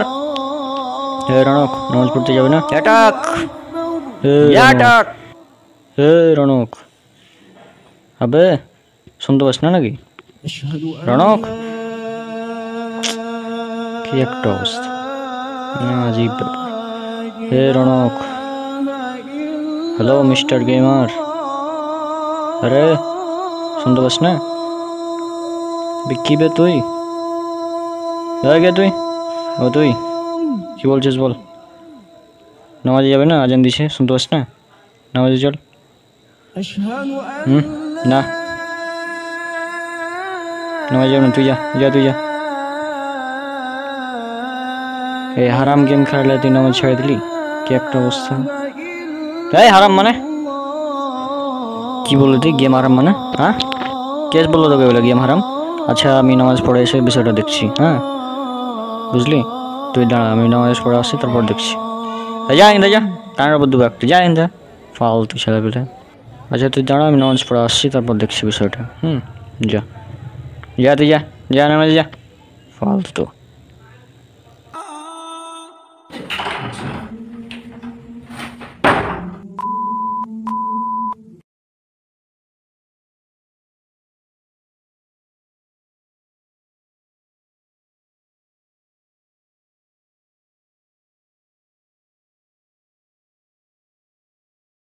এখনো খেলছিস কেন? আবার আসছিস? বাহ দি বাহ।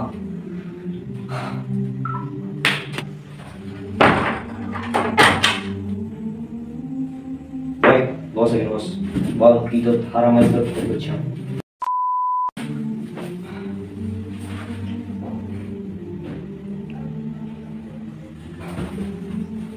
কহ কি বলছিস, কহ।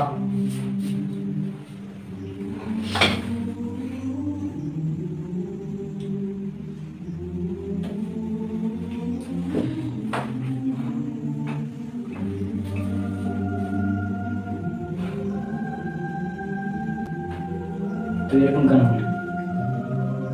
না মানে তুই গেমে আসক্ত হয়ে গেছিস, আর তুই যেটা করছিস এটা কি ঠিক? ইসলামের জায়গায় আর গেম গেমের জায়গায়, এগুলো ক্যাপচার মিস করবো। গেম খারাপ হারাম, এটা তো মানুষ না। সুন্দর প্রশ্ন। ইসলাম ইসলামের জায়গায় আর গেম গেমের জায়গায়, তাই না? এটা বলছো তুমি।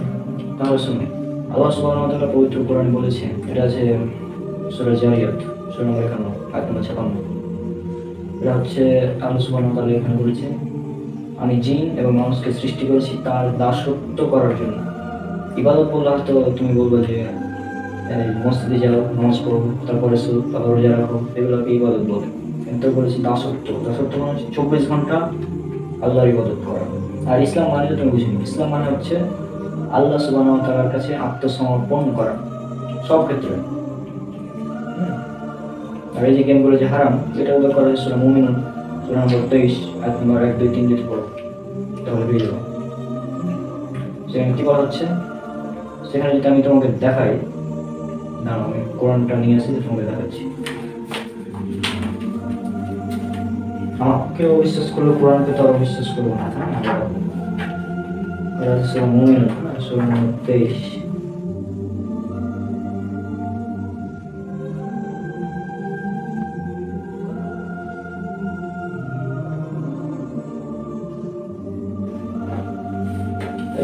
স্পষ্ট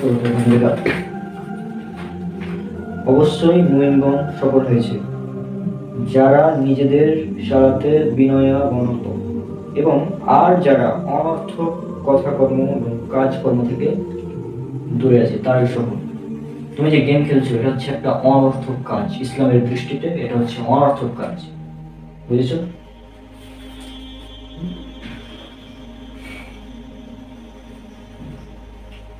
আরে পাগল, গেম অনর্থক কাজ কেন যাবে? আমি তো আমার এন্টারটেনমেন্টের জন্য সময় পার করছি, সমস্যা কি? আচ্ছা, ইসলামের দৃষ্টিতে এটা হচ্ছে অনর্থক কাজ। তুমি এটা করছো, এই গেম খেলছো তুমি না, এই গেমটা হচ্ছে অনর্থক। এটা তুমি মানো বা না মানো, এটা অনর্থক কাজ ইসলামের দৃষ্টিতে, অনর্থক এটা। কারণ এই কাজে তুমি সময় নষ্ট করছো। আল্লাহ সুবহানাহু ওয়া তাআলা সূরা আসরটা পড়েছো নাকি? এটা এই সূরাটা অবশ্যই জানা উচিত তোমার, সূরা আসর। এই সূরাটা তোমাকে দেখাই দিই।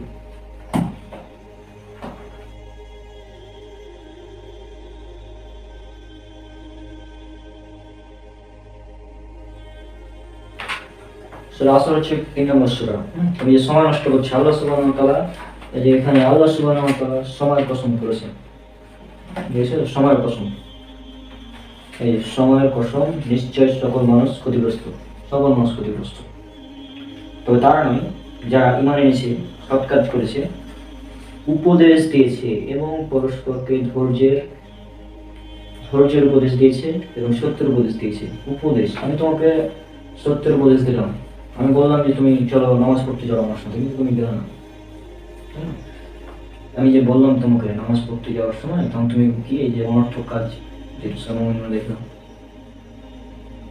আর তাছাড়া তুমি আমাকে, আমি যখন গেলাম তখন শুনতে পাচ্ছিলাম তুমি অকথ্য ভাষায় গালাগালি করছিলে আমাকে, ঠিক না? সামান্য একটা গেমের জন্য তুমি আমাকে গালাগালি শুরু করে দিয়েছিলে, এটা কি ঠিক?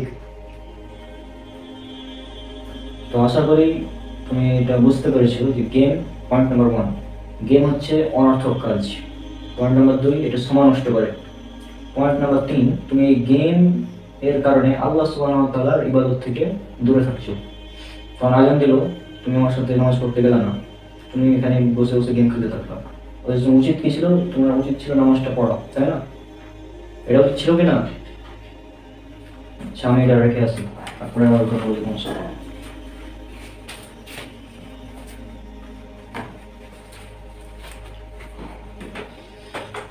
তাহলে বিষয়টা একদম ক্লিয়ার, তুমি আশা করি বুঝতে পেরেছো। আর কিছু বলার আছে তোমার? আমি তো বিষয়টা ক্লিয়ার করে দিলাম। গেম, পয়েন্ট নাম্বার 1, সময় নষ্ট করে। নাম্বার 2, এটা অনর্থক কাজ। নাম্বার 3, এটা তোমাকে আল্লাহর ইবাদত থেকে দূরে রাখছে, কারণ তুমি নামাজের সময় গেম খেলছো। তাছাড়া তুমি এই গেমের কারণেই মানুষকে গালাগালি করছো। পয়েন্ট নাম্বার 4, এটা হচ্ছে এটাই প্রমাণ করে যে তুমি এই গেমে আসক্ত হয়ে গেছো, ঠিক আছে? তুমি বলছো যে আমার সমস্যা কি, তাই না? তুমি গেম খেলছো, তুমি নামাজ পড়ছো না, আমার কি? আমার তো কিছুই আছে না, যাই না। কিন্তু ওই যে সূরা আসরে আল্লাহ সুবহানাহু ওয়া তাআলা বলেছেন, যারা ঈমান এনেছে, সৎকর্ম করেছে এবং পরস্পরকে ধৈর্যের এবং সত্যের উপদেশ দিয়েছে। আমি তোমাকে উপদেশ দিলাম, তুমি সেটা মানবে না, সেটা তোমার ব্যাপার, ঠিক আছে? আমি জানি গেম একসাথে একদম ছাড়া সম্ভব না, তাই মাঝে মাঝে খেলবো, মাঝে মাঝে ছেড়ে দেবো, এরকম করে ইনশাল্লাহ একদিন তোমার গেম ছুটে যাবে। আল্লাহ সুবহানাহু ওয়া তাআলার কাছে সাহায্য চাও, যে এভাবে দোয়া করবো যে আমি যেন গেমগুলো ছাড়তে পারি, ঠিক আছে? তো আশা করি আজকে তোমাকে যেগুলো বললাম সেগুলো তুমি বুঝেছো।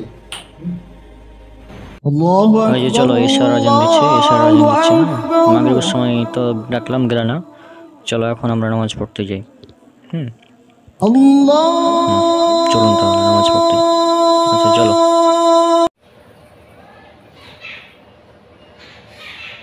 বুঝলি এবার? তাহলে গেম হচ্ছে নাম্বার 1 সময় নষ্ট করে, নাম্বার 2 যে নামাজের সময় গেম খেলিস, এটা সবথেকে বড় অপরাধ।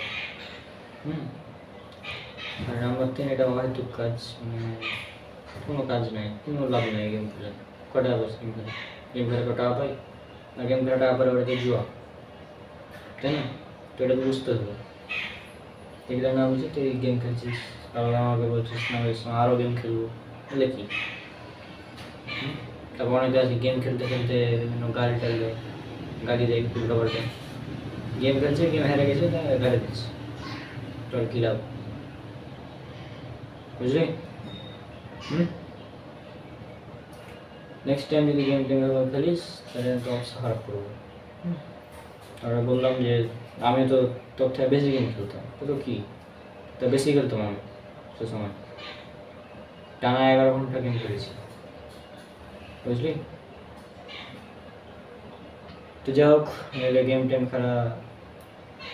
খেলা পুরোটাই হারাম। তারপরে যদি গেম খেলিস তো ওই লিমিটে খেলতে হবে।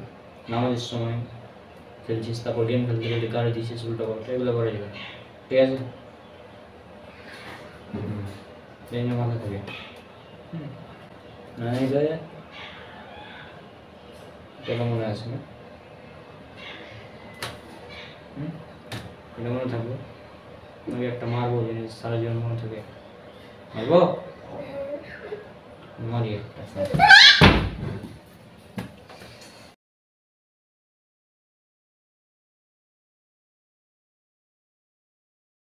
আচ্ছা ভাইয়া, তুমি মোসাব্বির ভাইয়ের সাথে ছিলে না, তখন কি কথা হয়েছিল? তুমি তো আমাকে তখন বলনি। হ্যাঁ, তোমাকে যেটা বলেছিলাম, ওর বাসায় আমি ছিলাম কিছুদিন। তো সেটা হচ্ছে যে আমি যে সময় ওর বাসায় পৌঁছালাম, তো ওই সময় আসলে কী হয়েছিল যে নামাজের সময়, তো সে আমি বললো যে চলো নামাজে, আমি বললাম নামাজে যাবো না, হ্যাঁ তুই যা। তখন সে আসলে আমাকে নামাজের গ্রুপটা তো বুঝাই।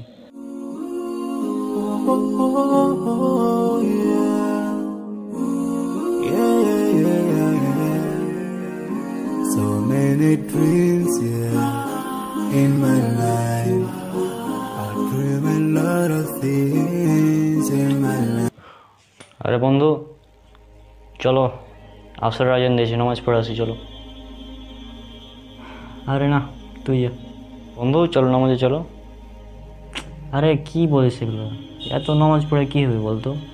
হ্যাঁ, আমরা তো মুসলমান, তাই না? একদিন না একদিন জানাতে যাবোই, নামাজ পড়ার কী দরকার কোনো ভাই? মানে আজীব ব্যাপার, তুই এত কোরআন হাদিস পড়িস, এটা জানিস না যে মুসলমান একদিন জান্নাতে যাবেই? আমি কোরআন হাদিস পড়ি, ঠিক আছে, আমি কোরআন হাদিসে এটা পাইনি তুমি যেটা বলছো যে নামাজ না পড়লেও জান্নাত পাওয়া যাবে, এই ধরনের কথা কোরআন হাদিসে আমি কোথাও পাইনি। আমি যা পেয়েছি সেটা তোমাকে বলি এখন। তাহলে তোমার কাছে কোরআনের অ্যাপ আছে, ওই অ্যাপে তুমি এখন ঢুকো, সূরা মুদাসসির ৭৪ নম্বর সূরা, আয়াত নম্বর ৪২ এবং ৪৩, সেই আয়াতটা তুমি পড়ো। কী লেখা আছে তুমি নিজেই পড়ো। সেদিন অপরাধীদের জিজ্ঞেস করা হবে, কিসে তোমাদের জাহান্নামে প্রবেশ করালো? তারা বলবে, আমরা সালাত আদায়কারীদের অন্তর্ভুক্ত ছিলাম না। তো কি পড়লাম? আচ্ছা বুঝলাম, নামাজ না পড়লে জাহান্নামে যেতে হবে, ঠিক আছে, কিন্তু নামাজের জাহান্নামে গেলাম, কিছুদিন থাকলাম, আবার তো জান্নাতে যাবো নাকি? এরকম তো কোনো কথা না, আমরা তো মুসলমান, তাই না? ও, তুমি এখন মনে করছো যে নামাজ পড়ি না জাহান্নামে যাবো, কয়েকদিন থাকবো, ফের আবার জান্নাতে যাবো, এটা ভাবছো তুমি? আরে তোমাকে তাহলে এখন কিছু হাদিস শোনাই, তারপরে হয়তো তোমার এই ভুল ধারণাটা দূর হবে যে নামাজ না পড়লে কেউ মুসলমান থাকে না। এটা জানো কি তুমি? আল হাদিস অ্যান্ড্রয়েড অ্যাপ আছে না, ওই অ্যাপে এখন ঢুকো, সহিহ মুসলিম খুলো, ওখানে ঈমান অধ্যায়ে যাও, 148 এবং 149 নম্বর হাদিসটা পড়ো। পড়ো, কী লেখা আছে পড়ো। রাসূল সাল্লাল্লাহু আলাইহি সাল্লাম বলেছেন, বান্দা শিরক ও কুফরের মধ্যে পার্থক্য হচ্ছে সালাত। এবার এক কাজ করো, সুনান ইবনে মাজাহ এর 1079 এবং 1080 নম্বর হাদিসটা পড়ো, কী লেখা আছে পড়ো। রাসূল সাল্লাল্লাহু আলাইহি সাল্লাম বলেছেন, বান্দা শিরক এবং কুফর এর মধ্যে পার্থক্য হলো সালাত। যে সালাত ছেড়ে দিল সে কুফরি করলো, যে সালাত ছেড়ে দিল সে শিরক করলো।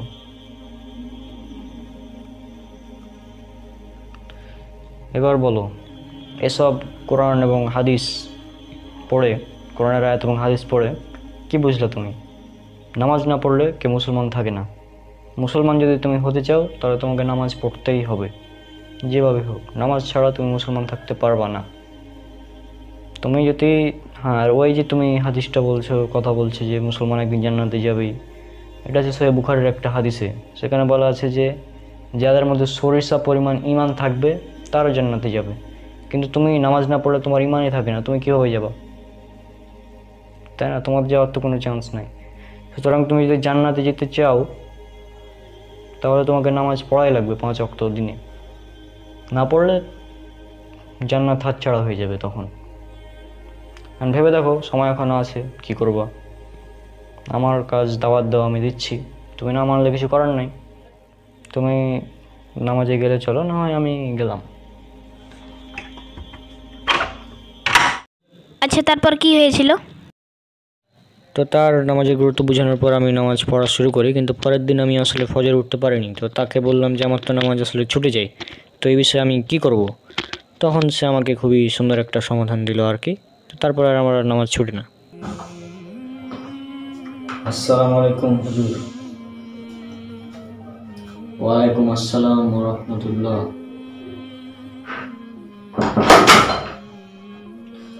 হুজুর, আমার একটা সমস্যা ছিল, তো আপনি যদি শুনতে চান শুনতেন সমস্যাটা। কি সমস্যা তোমার? জি, আমার হচ্ছে নামাজ পড়তে পারি না। নামাজ পড়তে ইচ্ছা হয়, কিন্তু আমি ঘুম থেকে উঠতে পারি না, বিভিন্ন কারণে নামাজ পড়া হয় না। তুমি এই জন্য নামাজ পড়তে পারো না, কারণ হচ্ছে যে তুমি নামাজটাকে ভালোবাসতে পারো না ঠিক মতো। মানে মানে তুমি এখানে এসে বসো, আমি তোমাকে বুঝাই। বসো। আচ্ছা, তাহলে আপনি বলছেন যে আপনার নামাজ পড়া হচ্ছে না, তাই তো? জি। মানে আপনি ফজরের সময় ঘুম থেকে উঠতে পারেন না? জি জি। এই যে মনে করেন আপনার প্রিয় খেলোয়াড়কে। আমার প্রিয় খেলোয়াড় হচ্ছে মেসি। জি। তো মনে করেন আপনাকে মেসি একদিন কল দিল, তখন আপনি কি করবেন? আপনি কি বলবেন যে এই থাক, মেসি তো কল দিয়েছে, আমি ফোন কি ধরবো, ঘুমাই, আমার কাছে ঘুমটা বেশি জরুরি? আপনি কি এটা করবেন? আপনি এটা কি বলেন? মেসি যদি আমাকে কল দেয় তাহলে আমি ঘুম মানে আমি তো সাথে সাথে মানে যে ওয়াশরুম থেকে ভালো মতো মুখ হাত ধুয়ে তারপরে ওর সাথে কথা বলবো? কি বলেন আপনি? আমি ঘুমাবো না? এই তো, মেসি যখন কল দিয়েছে তখন কিন্তু আপনি ঠিকই তাড়াহুড়া করে রেডি হয়ে ওর সাথে কথা বলতে যাচ্ছেন।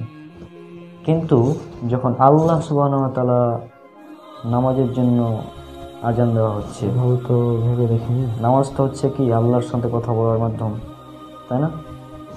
তো আল্লাহর সাথে কথা বলার জন্য যখন আপনাকে কল দেওয়া হচ্ছে আজানের মাধ্যমে, তখন আপনি ঠিক ঘুমাচ্ছেন। তাহলে বিষয়টা কি হলো? আপনার কাছে আল্লাহর চাইতে মেসির মূল্যটা বেশি হয়ে গেল না? এই বিষয়টা একবার ভেবে রাখুন। মেসির সাথে কথা বলার জন্য আপনি ঘুম থেকে উঠতে পারেন, মেসির খেলা দেখার জন্য আপনি ঘুম থেকে উঠতে পারেন, তারপর ধরেন বিভিন্ন কাজ করার জন্য আপনি ঠিকই ঘুম থেকে উঠতে পারেন, কিন্তু আল্লাহর সাথে কথা বলার জন্য আপনি ঘুম থেকে উঠতে পারেন না।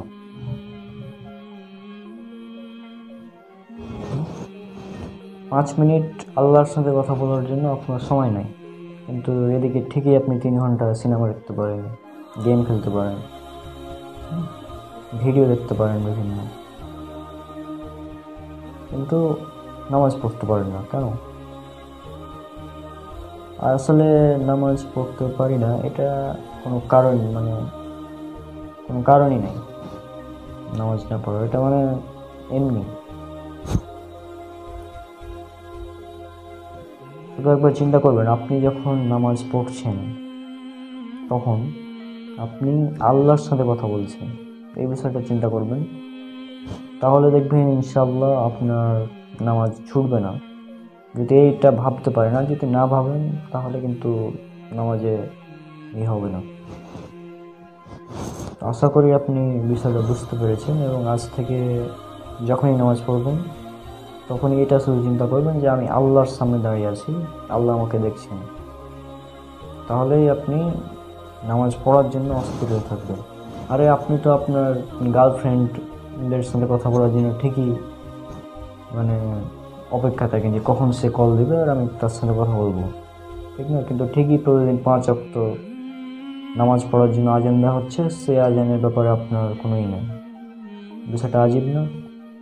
আজীব ব্যাপার। আপনি কে যখন মেসি কল দিয়েছে তখন আপনি ঠিকই কথা বলছেন ওর সাথে, 4টার সময় মেসির খেলা দেখার জন্য উঠতে পারছেন, ঘন্টার পর ঘন্টা সিনেমা দেখতে পাচ্ছেন, কিন্তু 5 মিনিট নামাজ পড়তে পারছেন না। তো আশা করি আজকের পর থেকে আপনি বুঝবেন বিষয়টা। আমি তো পারলে হাদিস টাদিস কোরআনের আয়াত ইত্যাদি দিয়ে আপনি বুঝাতে পারতাম, কিন্তু আসলে এভাবে বুঝিয়ে লাভ নেই। সেই জন্য আমি বলতে চাচ্ছি যে আপনি জাস্ট বিষয়টা একবার ভেবে দেখুন এভাবে। জি, আপনি যেটা ভেবে দেখবো। আশা করি আজকে আপনার যে সমস্যা বললেন আপনি এটার সমাধান পেয়েছেন। জি, আর আপনার এই উদাহরণটা আমার অনেক ভালো লেগেছে, অনেক সুন্দর একটা উদাহরণ দিয়েছেন। তো আমি চেষ্টা করব এখন থেকে নামাজ পড়ার। আর জি জি অনেক ধন্যবাদ আপনাকে। ও আচ্ছা আচ্ছা। হ্যাঁ, তারপর আবার হচ্ছে যে আমি 1 মাস পর ওর মাসে আবার গিয়েছিলাম। তো সেটা ছিল রমজান মাস। তো রমজান মাসের প্রায় শেষের দিকে ওর মাসে গিয়েছিলাম আর কি। তো আমার মোবাইলে একটা নোটিফিকেশান আসলো যে বোনাস। ও আচ্ছা আচ্ছা, বোনাস। হ্যাঁ বোনাস। তো এই বোনাসটা আসলে আমি ভাবলাম যে নিই, তখন সে আমাকে আর একটা বোনাসের কথা বললো। সেটা হচ্ছে যে শাওয়াল মাসে 6টা রোজা রাখলে নাকি মানে সারা বছর সিয়াম রাখার সমান ফজিলত হয়। তো এগুলো সে আসলে বললো আমাকে। আরে বাহ, 30 জিবির সাথে 10 জিবি বোনাস! আরে না, এই বোনাস তো আমি হাতছাড়া করবো না, আমি তো এখনই নেবো। দেখি ফোন করি, মাইনুলকে ফোন করি, তাহলে ও আমাকে রিচার্জ করে দেবে এখনই তাড়াতাড়ি।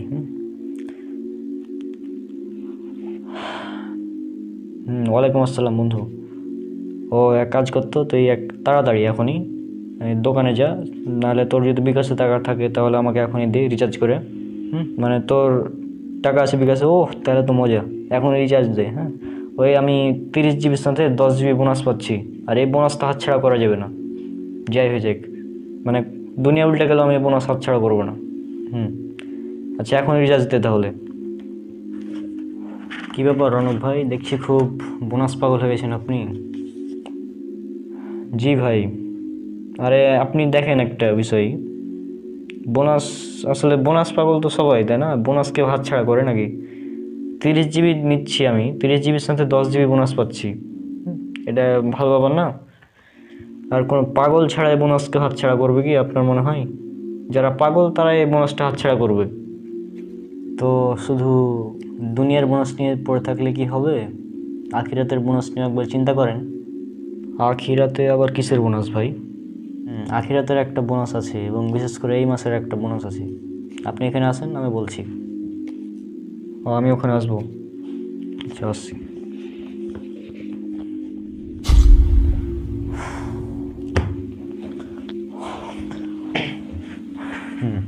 শুনুন। জি ভাই বলেন। বোনাসটা তাহলে এবার আমি বলি। আপনি তো রমজান মাসের সম্পূর্ণ সিয়াম পালন করেছেন, আমরাও করেছি। হ্যাঁ, তো এখন চলছে শাওয়াল মাস। আর রাসূল সাল্লাল্লাহু আলাইহি সাল্লাম বলেছেন, যে ব্যক্তি রমজান মাসের সিয়াম রাখার পর শাওয়াল মাসের 6টি সিয়াম রাখলো, সে যেন সারা বছর সিয়াম রাখলো। এবং এটা সহিহ মুসলিমের হাদিস, উল্লেখ করা আছে সহিহ মুসলিম, যেটা ইসলামিক ফাউন্ডেশন থেকে ছাপানো, এর 4th খণ্ডের 116 নম্বর পৃষ্ঠার 32 নং অনুচ্ছেদের 2624, 2625 এবং 2626 নম্বর হাদিসে। এছাড়া উল্লেখ করা আছে রিয়াদুস সলেহিন এর 1262 নম্বর হাদিস, এবং উল্লেখ করা আছে জামিয়াত তিরমিজির 759 নম্বর হাদিসে। এছাড়া আরও অনেকগুলো হাদিসে উল্লেখ করা আছে এই হাদিসটি। তো এটা একদম সহিহ হাদিস, একদম বিশুদ্ধ হাদিস, এতে কোনো সন্দেহ নাই, কারো দ্বিমত নাই। তো এই বোনাসকে আপনি বলেন, আপনি একটু আগে বললেন যে কোনো পাগল ছাড়া এই এমবির বোনাসটা হাত ছাড়া করবে না। তাহলে আমি বলবো এখন যে কোনো পাগল ছাড়া এই বোনাসটাও কেউ হাত ছাড়া করবে না। আখিরাতের বোনাস 1 বছর সিয়াম রাখার সমান সব পেয়ে যাবে, তাই না? এটা একটা বোনাস, যদিও এটা ফরজ না, কিন্তু এটা বোনাস, মানে অনেক ফজিলতের। তো কোনো পাগল ছাড়া এই বোনাসটা হাত ছাড়া করবে না। ভাই আপনাকে অসংখ্য ধন্যবাদ এত সুন্দর একটা মানে বোনাসের ফজিলতের কথা বলার জন্য। আসলে আমি এই হাদিসটা শুনেছিলাম অনেক আগে, তবে খেয়াল করিনি অত। তো আপনাকে অনেক অসংখ্য ধন্যবাদ। ইনশাল্লাহ আমরা এই বোনাসটা ছাড়বো না, এই বোনাসটা আমাদের নিতেই হবে যেভাবে হোক। মানে 6 দিন রোজা এক্সট্রা করার কারণে রমজান মাসের পর আমরা 1 বছর মানে রোজা রাখার সব পেয়ে যাচ্ছি। তো এই সব, এই ফজিলত কে ছাড়বে? কেউ তো ছাড়তে যাবে না, তাই না? আসলে এটা অনেক ভালো বিষয়, এই বোনাস ছাড়া যাবে না যেভাবে হোক। তারপর অনেক বিষয়ে কথা হয়েছিল, যেমন আচ্ছা ভাই, এবার যদি বলতেন যে ঈদের যে খুতবা দেওয়া হয়, এই ঈদের খুতবা শোনাটা আসলে কতটা জরুরি? কারণ আমরা দেখতে পাই আমাদের সমাজে যারা ঈদের খুতবা অনেকে শোনে না শুনেই চলে যায়, তাদেরকে খারাপ ভাবে, তাদেরকে মানে অনেকে মনে করে ঈদের খুতবা শোনাটা হচ্ছে ওয়াজিব। তো এই কথাটা, এই ব্যাপারটা কি সঠিক নাকি ভুল? এই বিষয়টা যদি আপনি ক্লিয়ার করতেন তাহলে আমাদের দর্শকরা অনেক উপকৃত হতো। ঈদের সলাতের খুতবা শোনাটা কতটা জরুরি, এই হাদিসটি উল্লেখ করা আছে সুনান আবু দাউদে হাদিস নাম্বার 1155 এবং সুনান নাসাই হাদিস নাম্বার 1571, যে রাসূল সাল্লাল্লাহু আলাইহি ওয়াসাল্লাম বলেছেন যে আমি এখন ঈদের সলাতের পর খুতবা দেব, যে খুতবা শোনাকে উত্তম মনে করে সে যেন থাকে, এবং যে খুতবা শোনার প্রয়োজন মনে না করে সে যেন চলে যায়। অর্থাৎ এখানে ছাড় দেওয়া হয়েছে, আপনি চাইলে খুতবা শুনতেও পারেন, না শুনতে পারেন। তো এটা খুবই অযৌক্তিক হবে যদি কেউ বলে যে আপনি বসেন খুতবা শুনে যান। এটা যদি কেউ বলে, এটা একেবারে অযৌক্তিক, কারণ আল্লাহ রাসূল বলছেন যার ইচ্ছা সে শুনবে, যার ইচ্ছা সে চলে যাবে। তাহলে এটা একেবারে অযৌক্তিক যে কেউ এটাকে অজীব করে দেয় এবং এটাকে শুনতেই হবে এরকম বলে দেয়, এটা একেবারে অযৌক্তিক। জি, জাযাকাল্লাহ খায়রান, আপনি খুব সুন্দরভাবে উত্তরটা দিয়েছেন। আসসালামু আলাইকুম বন্ধু। ওয়ালাইকুম আসসালাম ওয়া রাহমাতুল্লাহি ওয়া বারাকাতুহু।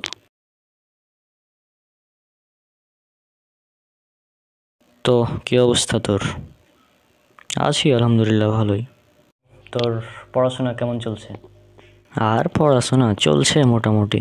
হ্যাঁ, শুনলাম তোর সামনে পরীক্ষা নাকি? হ্যাঁ, সামনে পরীক্ষা। তো কষ্ট কর, আসলে একটা কথা আছে না যে কষ্ট না করলে কেষ্ট মিলে না। তো বিষয়টা ওরকমই, যে কষ্ট করতে হবে তাহলেই সফলতা পাওয়া যাবে, কারণ কষ্ট না করলে কেষ্ট মিলে না। আরে এটা কি বললি তুই? আচ্ছা তুই কি জানিস, তুই যে কথাটা বললি যে কষ্ট না করলে কেষ্ট মিলে না, এই কথাটা পুরোপুরি একদম শিরক। আজীব ব্যাপার, এই কথাটা আবার কিভাবে শিরক হয় আমি তো বুঝলাম না। আচ্ছা এটা শিরক কিভাবে আমি এখন বুঝাচ্ছি। এই যে শ্রীকৃষ্ণ, তাকে চিনিস? হ্যাঁ হ্যাঁ, শ্রীকৃষ্ণ, তাকে চিনি তো, হিন্দুদের ভগবান। তিনি হচ্ছেন হিন্দুদের পরমেশ্বর ভগবান শ্রীকৃষ্ণ, তার আরেকটি নাম হচ্ছে কেষ্ট। তাহলে কষ্ট না করলে কেষ্ট মিলে না, এই কথাটি দ্বারা বোঝানো হয় যে যদি আমরা কষ্ট না করি তাহলে আমরা শ্রীকৃষ্ণকে পাবো না, এটা বোঝানো হচ্ছে কষ্ট না করলে কেষ্ট মিলে না দ্বারা। তাহলে একবার চিন্তা কর যে এটা কত সুন্দরভাবে, সূক্ষ্মভাবে মুসলিমদের মধ্যে এই বিষয়টি ঢুকিয়ে দেওয়া হয়েছে। এর কারণ হচ্ছে ভারত উপমহাদেশ এটা শাসন করেছিল অনেক বছর ধরে হিন্দুরা, যে কারণে এই তাদের কালচারগুলো থেকে গিয়েছে। অনেক মানুষ মুসলিম হয়েছে পরবর্তীতে, কিন্তু তাদের যে সমস্ত কালচার ইত্যাদি আমাদের মধ্যে থেকে গিয়েছে, তাদের কিছু কথা, প্রবাদ বাক্য এগুলো থেকে গিয়েছে, যেগুলোর মধ্যে অনেকগুলোর মধ্যে শিরক মিশ্রিত রয়েছে। তো আমাদের এই বিষয়গুলো নিয়ে সতর্ক হতে হবে, কারণ এটা খুবই মারাত্মক একটি সমস্যা। হ্যাঁ, এই বিষয়টি না বোঝার ফলে অনেক ঈমান হারা হয়ে যেতে পারে।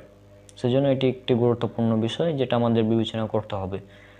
এই ধরনের আরও অনেক প্রবাদ বাক্য সমাজে প্রচলিত আছে যেগুলো শিরক। এটি একটি শিরকি বাক্য, কষ্ট না করলে কেষ্ট মিলে না, এটি আর কখনোই বলা যাবে না। আল্লাহ বলেছেন পবিত্র কোরআনে আল্লাহ বলেছেন যে মানুষ তাই পায় যা সে চেষ্টা করে। সূরা নাজম সূরা নম্বর 53 আয়াত নম্বর 39 এখানে উল্লেখ করা হয়েছে। তো এরকম অনেক কথা আল্লাহ সুবহানাহু ওয়া তাআলা বলেছেন যে কষ্ট করতে হবে। যেমন সূরা দোহা এর 95, সূরা দোহা এর 4-5 নম্বর আয়াত, এগুলোতে বলা হচ্ছে কষ্টের পর রয়েছে স্বস্তি ইত্যাদি বিভিন্ন ধরনের কথা বলা হয়েছে। তবে কষ্ট না করলে কেষ্ট মিলে না, এই ধরনের কথা নেই, এবং এটা সম্পূর্ণ হিন্দুদের থেকে আসা, এবং হিন্দুদের পরমেশ্বর ভগবান শ্রীকৃষ্ণকে এটা দ্বারা বোঝানো হয়। তো এটা থেকে আমাদের সতর্ক সাবধান হতে হবে। আসলে এই বিষয়টা ভেবে দেখার উচিত, কারণ আসলে আমাদের সমাজে অনেক এরকম কথা প্রচলিত হয়েছে। আমি জানতাম না যে এটা করলে শিরক হবে বা এরকম কোনো এর কাহিনী ছিল। আসলে আমি বিষয়টা চিন্তাও করিনি যে এতটা ভয়ানক হতে পারে। ধন্যবাদ বিষয়গুলো বুঝিয়ে দেওয়ার জন্য।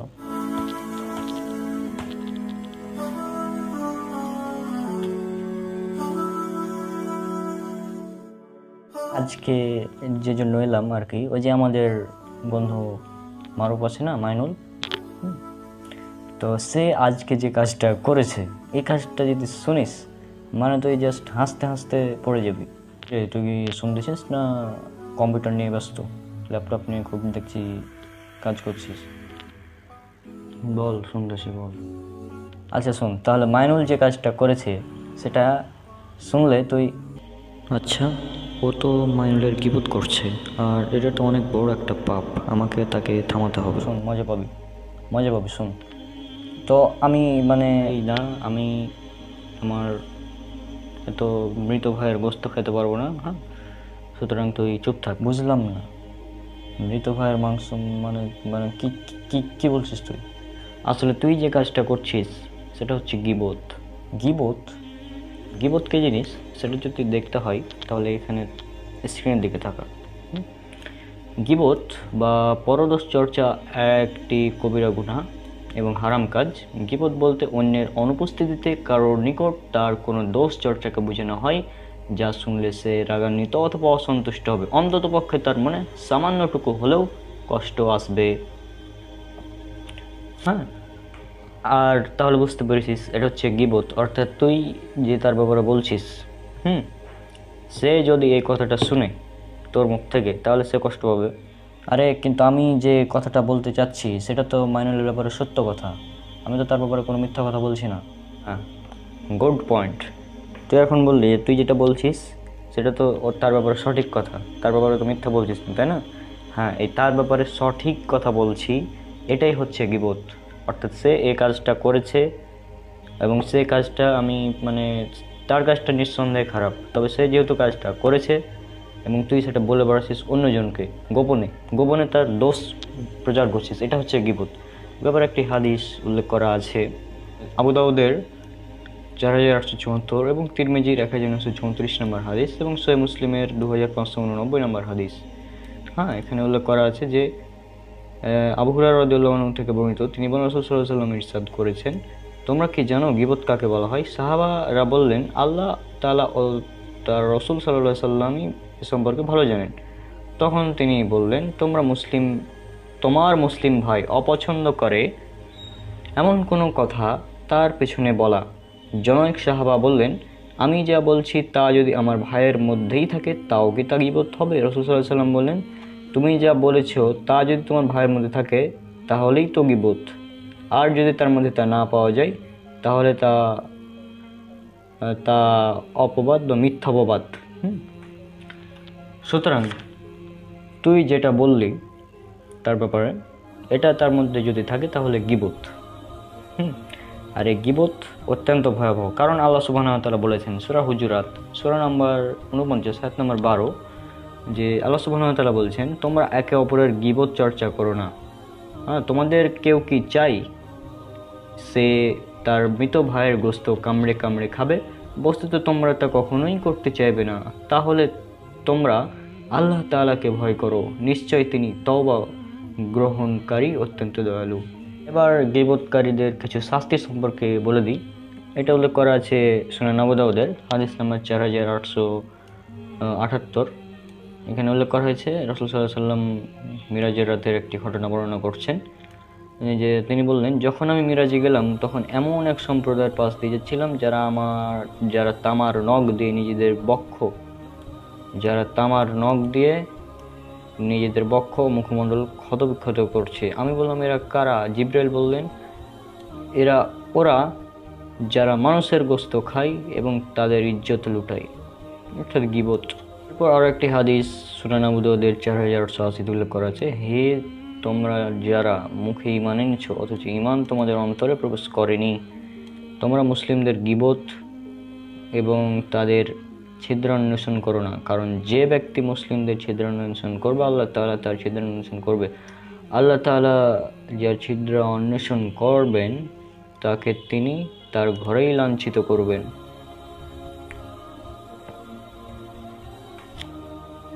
এছাড়া আর একটি হাদিস এটা উল্লেখ করা আছে জামিয়া তিরমিজির 1931 নম্বর হাদিসে, যে ব্যক্তি অন্যের অপবাদ খণ্ডন করে নিজ কোনো মুসলিম ভাইয়ের সম্মান রক্ষা করলো, আল্লাহ তাআলা কিয়ামতের দিন তাকে জাহান্নাম থেকে রক্ষা করবেন। অর্থাৎ তুই যে গীবত করছিস, আমি তোকে গীবত করা থেকে বাধা দিলাম, এর জন্য রয়েছে সওয়াব। এবং এখানে যে হাদিস বলা হচ্ছে যে তাকে আল্লাহ সুবহানাহু ওয়া তাআলা জাহান্নাম থেকে রক্ষা করবেন। সুতরাং কাউকে যদি গীবত তো প্রথমত করা যাবে না, পাশাপাশি কাউকে গীবত করতে দেখলে আমরা যথাসম্ভব তাকে থামিয়ে দেবো যে এই কাজটা ঠিক না, এই কাজটা করা উচিত না, আমরা এভাবেই করব।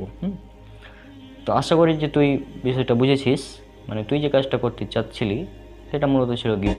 আচ্ছা ভাইয়া, তুমি একবার বলেছিলে যে মোসাব্বিরুল ভাই নাস্তিক ছিল, এটা কি সত্য? হ্যাঁ, সে আগে নাস্তিক ছিল, তারপর মাহিম ওর সাথে কথা বলে দিয়ে আর কি পরিবর্তন হয়েছিল পরে একটু।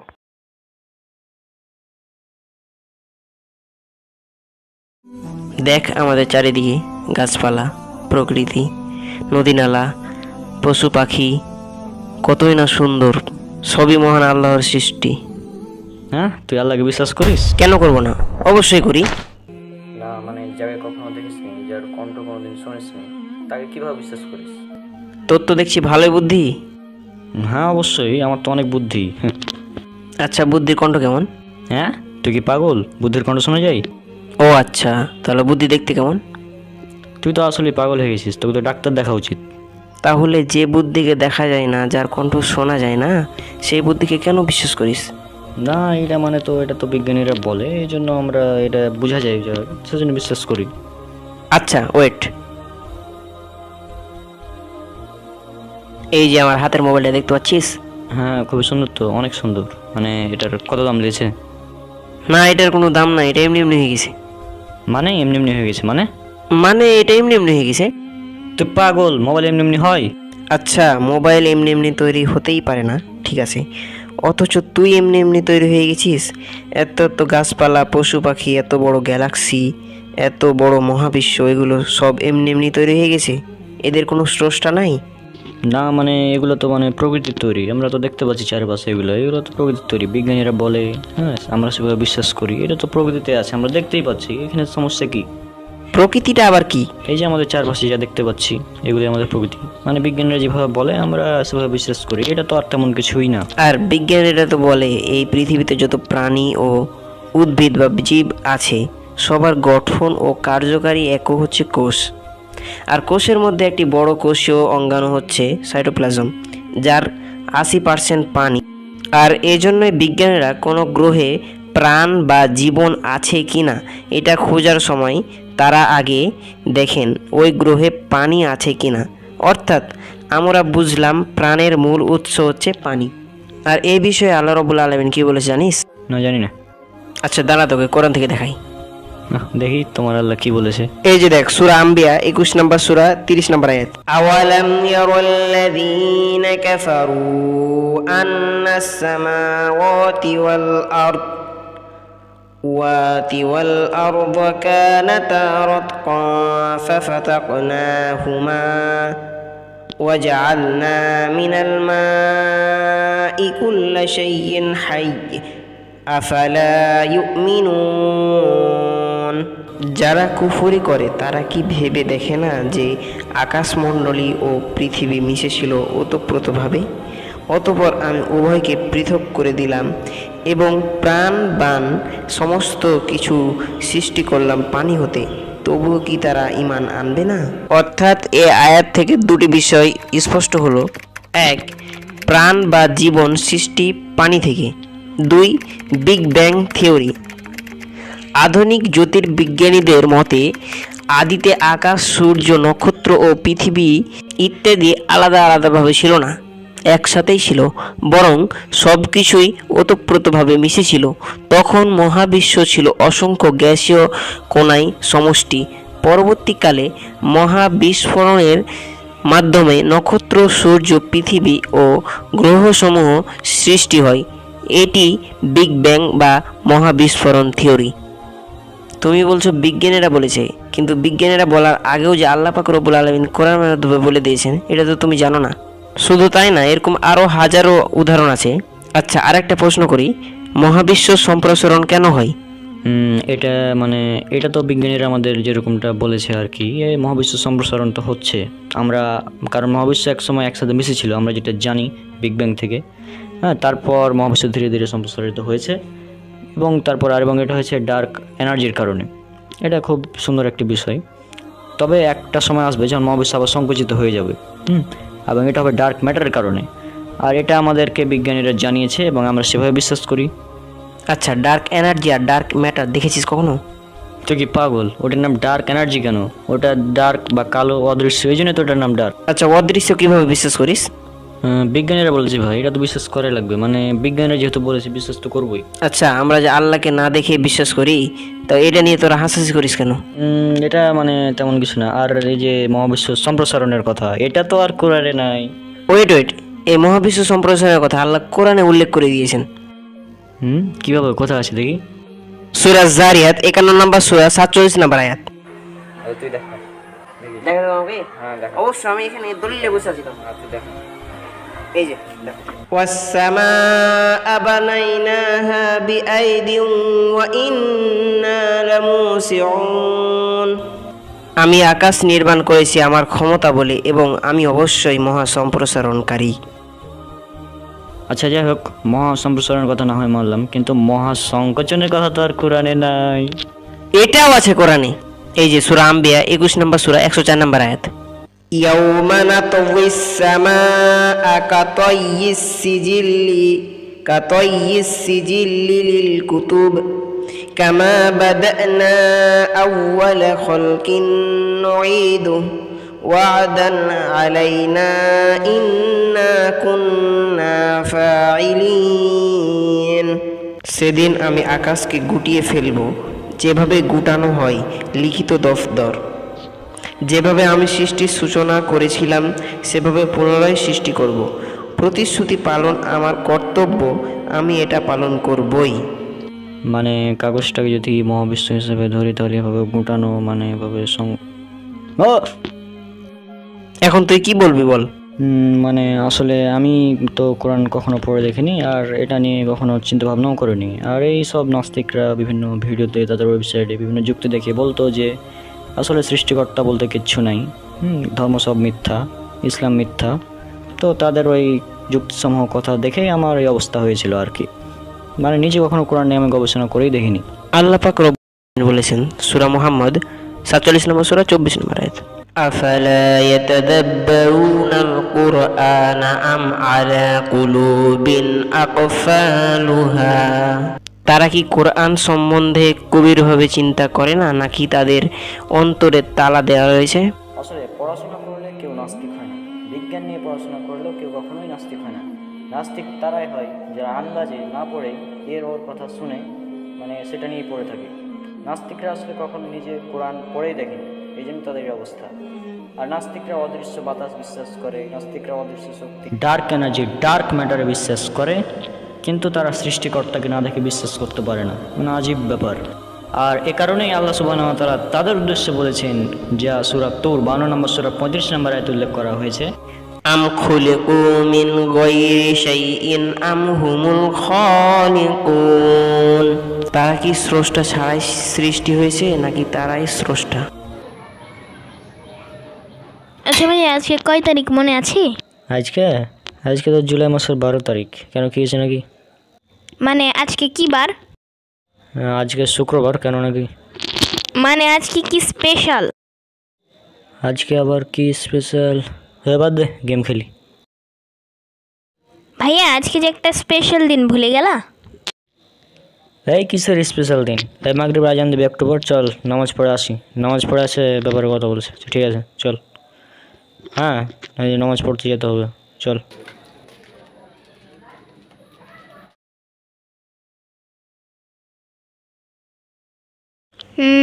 আজকে তো আমার জন্মদিন, ভাইয়া আমাকে উইশ করলো না, যাই দেখি তো একটু।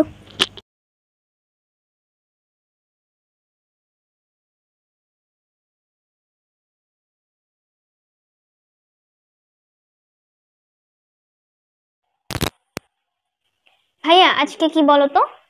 আজকে আবার কি? মানে আজকে কি বার? আজকে শুক্রবার, জুম্মার দিন। তো কি হয়েছে নাকি? মানে আজকে কয় তারিখ?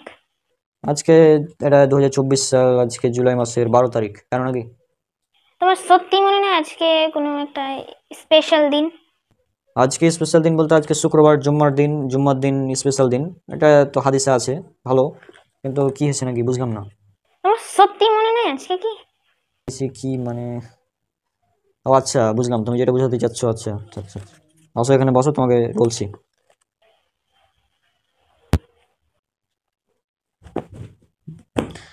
আমি বুঝলাম তুমি যেটা বোঝাতে চাচ্ছ, যে এটা হচ্ছে তোমার আজকে জুলাই 12 তারিখ জন্মদিন তোমার, তাই তো?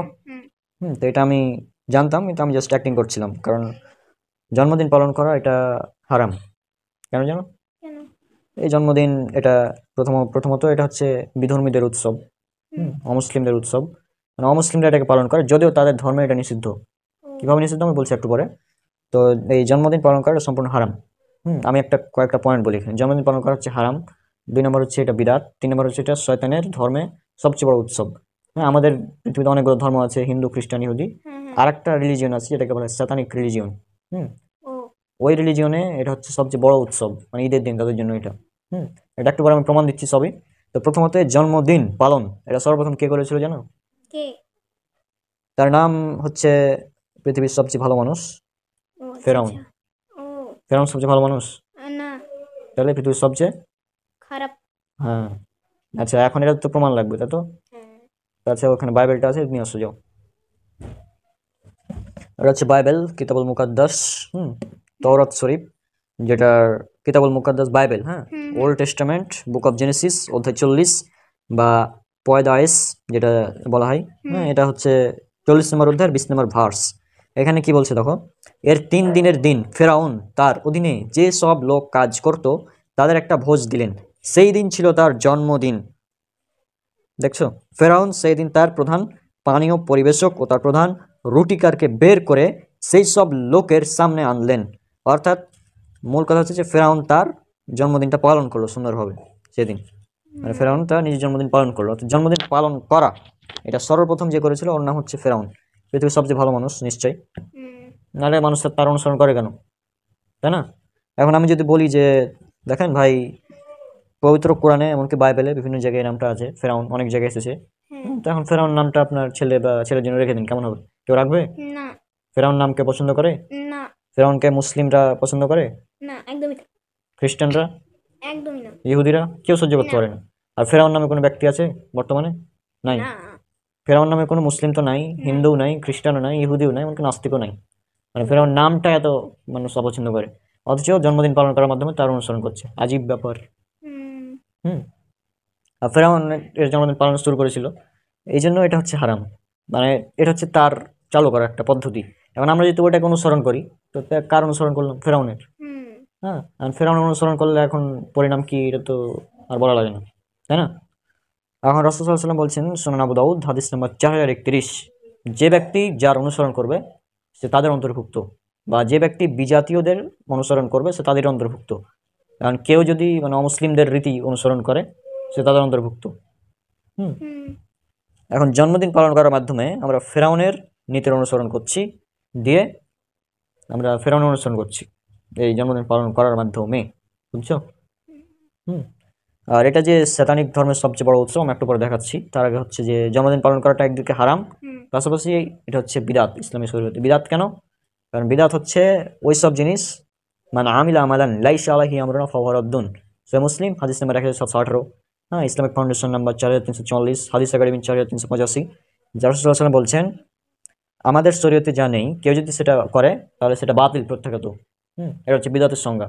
আর এই জন্মদিন পালন রাসূল সাল্লাল্লাহু আলাইহি ওয়াসাল্লাম করেননি, সাহাবীরা করেননি, তাবেঈরা করেননি, তার পরবর্তী প্রজন্ম কেউ করেননি। আমাদের চার মাযহাবের ইমাম আবু হানিফা, ইমাম মালিক, ইমাম শাফিঈ, ইমাম আহমদ বিন হাম্বল কেউ করেনি এই জন্মদিন পালন। এটা পরবর্তীতে মানুষ চালু করছে। হ্যাঁ, আর রাসূল সাল্লাল্লাহু আলাইহি ওয়াসাল্লাম জন্মদিন পালন, যেটাকে ঈদ মিলাদুন্নবী বলা হয়, এটাও ওই পরবর্তীতে চালু করা বিদআত। এবং তারা যারা করে ঈদ মিলাদুন্নবী, যারা পালন করে, ওরাই বলে যে এটা রাসূল সাল্লাল্লাহু আলাইহি ওয়াসাল্লাম করেননি, এটা পরবর্তীতে চালু করা হয়েছে, 600 হিজরির পরে চালু হয়েছে। ওটা তারাও স্বীকার করে যে এটা পরে চালু হয়েছে, এবং এটা বিদআত, কিন্তু তারাও স্বীকার করে, কিন্তু করছে, কিছু করার নেই। জন্মদিন পালন করার মাধ্যমে ফেরাউন অনুসরণ করছে, পাশাপাশি শয়তানের অনুসরণ করছে, শয়তানের ধর্ম পালন করছে। কিভাবে? চলো এখন তোমাকে ল্যাপটপ থেকে দেখাই দ্য স্যাটানিক বাইবেল, যেটা আমাদের ধর্মে অনেকগুলো ধর্ম আছে, হ্যাঁ, ইহুদি খ্রিস্টান, পাশাপাশি আরেকটি ধর্ম আছে যেটা হচ্ছে স্যাটানিক রিলিজিয়ন বলা হয়, শয়তানের ধর্ম। হ্যাঁ, ওই স্যাটানিক রিলিজিয়ন, এটা ইংলিশ বাইবেল সম্পূর্ণ, দ্য স্যাটানিক বাইবেল, ওটা আমার কাছে আছে পিডিএফ, ওটা থেকে দেখাই তোমাকে। First of all holidays in the Satanic religion is the date of one's own birth, is in direct contradiction to the holy of holy days of other religions. তাহলে এটার মানে কি? The highest of all holidays, মানে মানে সবচেয়ে বড় উৎসব হ্যাঁ, সবচেয়ে বড় ইন দ্য স্যাটানিক রিলিজিয়ন, মানে শয়তানের ধর্মে ধর্মে, is the date of one's own birth, অর্থাৎ একজনের নিজের জন্মদিন, অর্থাৎ একজনের নিজের জন্মদিনটা হচ্ছে শয়তানের ধর্মে সবচেয়ে বড় উৎসব। তারপরে আবার বলছে কি, this is in direct contradiction to the holy of holidays of others religions, মানে আদার রিলিজিয়নস, মানে এটা সরাসরি স্ববিরোধী অন্যান্য ধর্মের সাথে। অর্থাৎ কোনো ধর্মেই এই জন্মদিন পালন করতে বলা হয়নি, শুধুমাত্র স্যাতানিক রিলিজিয়নে। তার জন্মদিন যারা পালন করে এটা স্যাতানিক রিলিজিয়ন, শয়তানের অনুসরণ করা হয়। আর এটা বিদাত কেন, এটা আমি বলেছি। আর বিদাত কেন বর্জনীয় বিষয়ে আমার একটা বই আছে যেন, ওখানেও আমি এই বিষয়টা উল্লেখ করেছিলাম জন্মদিন পালন করার ব্যাপারে। পাশাপাশি যারা রাসূল সাল্লাল্লাহু আলাইহি ওয়াসাল্লাম জন্মদিন পালন করে ঈদ মিলাদুন্নবী, তাদেরকেও সুন্দরভাবে খণ্ডন করা হয়েছে ওই বইতে। তো যাই হোক, তুমি বুঝতে পেরেছো যে জন্মদিন পালন করাটা হারাম এবং বিদাত এবং শয়তানের কাজ, ঠিক আছে? আর তুমি তো জানো আমিও জন্মদিন পালন করেছিলাম আগে, 2018 সালে, কিন্তু পরবর্তীতে আমি ছেড়ে দিয়েছি, আর করিনি, 2019-এর পর আর করিনি। হ্যাঁ, তো যাই হোক, জন্মদিন পালন করা এটা যেহেতু হারাম কাজ, শয়তানের কাজ, সুতরাং এটা করা যাবে না, ঠিক আছে? এখন আমি কিছু কথা বলি তোমাকে, সেটা হচ্ছে যে এই জন্মদিন পালন করা হারাম, এটা বুঝলো? হ্যাঁ, আর আমিও জন্মদিন পালন করেছি, এটাও জানো। আর এই জন্মদিন পালন করা হারাম, বিদাত, এগুলো সবাই বুঝেছো। হ্যাঁ, আর আজকের দিনটা আমি তুমি মনে করছো যে আমি হয়তো ভুলে গেছি, হ্যাঁ, কিন্তু তুমি এখন কোন ক্লাসে পড়ছো? ক্লাস 5-এ। তোমার যেদিন জন্ম হয় 2013 সালের 12 জুলাই, রমজান মাসের 2 তারিখ, সেদিন ছিল শুক্রবার, তখন আমি ক্লাস 5-এ পড়তাম।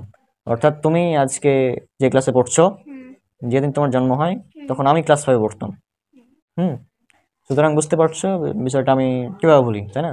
পাশাপাশি আজকে তোমার ডেটটাও মিলে গিয়েছে, মানে শুক্রবার প্লাস 12 জুলাই, এবং তোমার 11 বছর কমপ্লিট হলো এবং তুমি ক্লাস 5-এ পড়ো, তাই না? কতগুলো জিনিস একসাথে মিলে গিয়েছে, তাই না?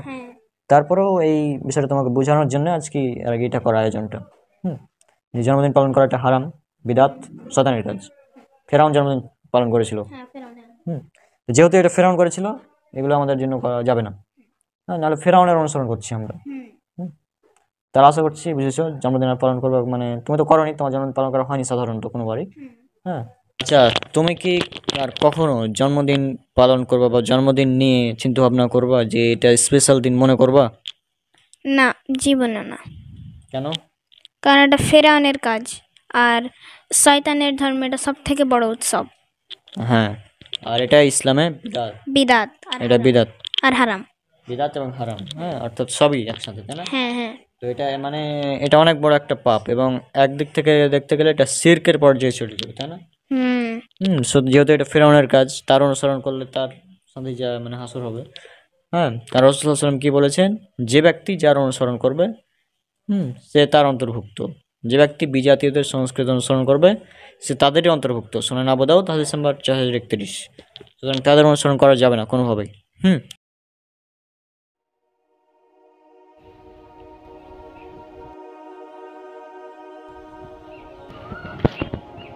রনক কি খবর? এই, আরে ঠিক তুই ও মানে আমার সাথে এরকম নাকি তুমি? আমার মাথা খারাপ হয়ে আছে, তুই জানিস কয়েকদিন থেকে। না সেটা তো বুঝতে পারছি, এত গরম কেন, মানে এত রাগ বুঝলাম না। কাহিনী বলবো নাকি এখন? ডিটেলস তুই কি কাজে আসছিস এখানে বল আগে। না না তুমি এত রাগ আমি এই যে মাথা খারাপ হয়েছে, সকাল সকাল উঠে বাতাস করছিলাম। না ঠিক আছে তোমার কথা। তো শুনলাম তুমি নাকি তোমার সার্টিফিকেট সব পুড়িয়ে দিয়েছো নাকি? হ্যাঁ, পুড়ে দিয়েছি। কি কারণে পুড়াইছো তুমি নাকি? আমার সার্টিফিকেট আমার ইচ্ছা পড়াচ্ছি আগে কমসে কম চাকরি হয়নি, সার্টিফিকেট করে দিয়েছি। পুড়াইলে তো তোমার ধরো আর জীবনে চাকরি হবে না? হ্যাঁ, হবে না, আমি জানি। না তুমি জানো ঠিক আছে, কিন্তু এখন আগের মতো এত বড় কাজ তুমি, ঠিক আছে তোমার কথা, তো পুরোটা উচিত হবে তোমার, বাড়িতে থাকতো ঠিক না?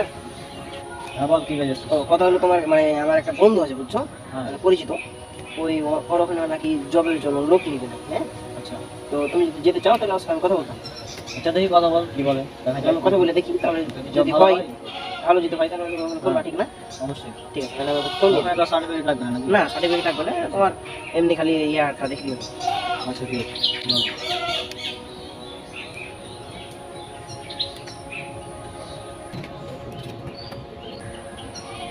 হ্যাঁ আসসালামু আলাইকুম সালাম ভাই। হ্যাঁ ওয়ালাইকুম আসসালাম ভাই, বলো কি খবর, কেমন আছেন? এই তো আছি আলহামদুলিল্লাহ, তুমি কেমন আছো? এই তো আমি আলহামদুলিল্লাহ ভালো আছি। তো আমি ওই যে আপনার দেখেছিলাম যে আপনি নাকি আপনার ওখানে লোক নেবেন নাকি? হ্যাঁ জবের জন্য তো বলেছিলাম তোমাকে, তাও বলেছিলাম ফেসবুকে ধরো ইয়া দিয়েছিলাম, পোস্ট করেছিলাম। হ্যাঁ ওই জন্য আপনাকে ফোন দিলাম আর কি, মানে আমার একটা ভাই আছে আর কি, বড় ভাই। ও তোমার বড় ভাই? তো ওর একটা জব প্রয়োজন খুব। হ্যাঁ তো আমি ওকে কি আপনার কাছে পাঠাবো নাকি?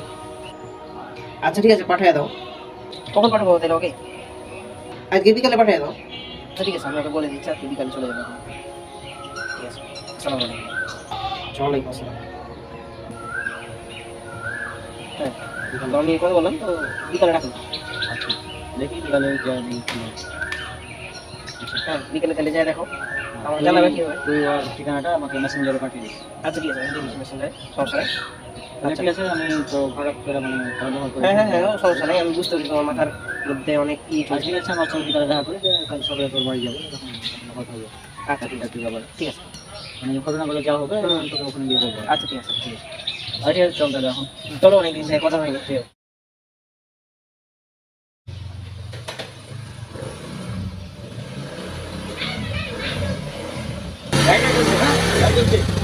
তোর কি হ্যাঁ গাড়ি করবে, গাড়ি করবে, 1 টাকা করবে, তুই এখন সুন্দর করে বাড়ি যেতে থেকে বুঝলি, যা লাইট কেন জ্বলছে, আমার লাগছে তো আর কি।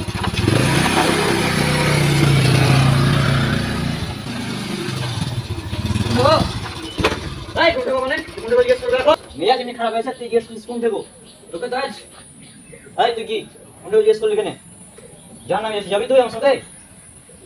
জাহার নামে যাবে, তুমি নামাজ কালাম পড়ো না, মানুষ তো ঝগড়া বিবাদ করো, হ্যাঁ সবসময় উল্টা পাল্টা কাজ করো, তুমি জাহার নামের জন্য কে যাবে?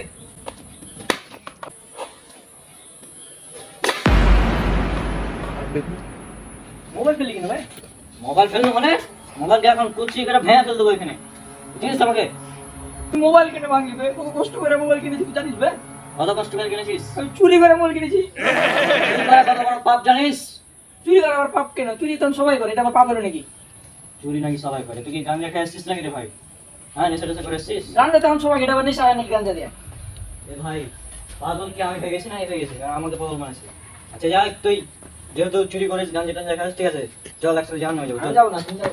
এই থাম, থাম এই শোনা থাম গুরুত্বপূর্ণ কথা আছে, শোন তুই এখানে আয়। এই তোর ফোন তো ভাঙলাম, হ্যাঁ আর তুই যেহেতু চুরির টাকা কি হয়েছে বাবা? এই কি হয়েছে মানে তুই এখানে কেন? তুই এখানে তোকেই তো বুঝছিলাম মাহিন না তুই, তোকেই তো বুঝছিলাম। কি হয়েছে তোমাকে? কালকে তোমাকে পাঠালাম। কালকে পাঠালি তো ওই জন্য তো তোকে তো আজ তোকে তো আজ আবে থাম শোন শুনে যা আগে মন করে নাই শুনতাই মেজাজ খারাপ করিস না, এমনি মেজাজ খারাপ হয়ে যাবে ঠিক আছে, তোর আর মেজাজ খারাপ যাবো বের কাছে। যাই মানে শোন শোন তুই না তোর সাথে পরে কথা আছে। হ্যাঁ তুই শোন কি হয়েছে? তুই মানে তোর হারাম কর বন্ধুর কাছে আমাকে পাঠাচ্ছিলি কেন কেন? হারাম করে মানে কি হয়েছে আবার? জানিস তোর বন্ধু কত বড় হারাম কর? কেন ওই তো নামাজ সব সব কিছু পড়ে তো নামাজ যেটা পড়লে তোকে দিনদার হয়ে যায় নাকি? কি হয়েছে নাকি? কি হয়েছে নাকি মানে? ব্যবসা তো ভালোই নাকি? ব্যবসা ভালো আর ব্যবসা ভালো এই ব্যবসা ভালো তোর মুখ কাছে শুনে কি হয়েছে তুমি বলো, তাহলে আমি জানি না তো। জানিস না না, বলো। তুই তোর বন্ধু সম্পর্কে জানিস না আর আমাকে বাড়তে দিয়েছিস না আমি শুনেছিলাম আর কি, ওই তো বলেছিল ভালো, এখন আমি তো ওর কাছে যাইনি আর কি। ভালো তাহলে শোন কি হয়েছিল কাল। হ্যাঁ বলো।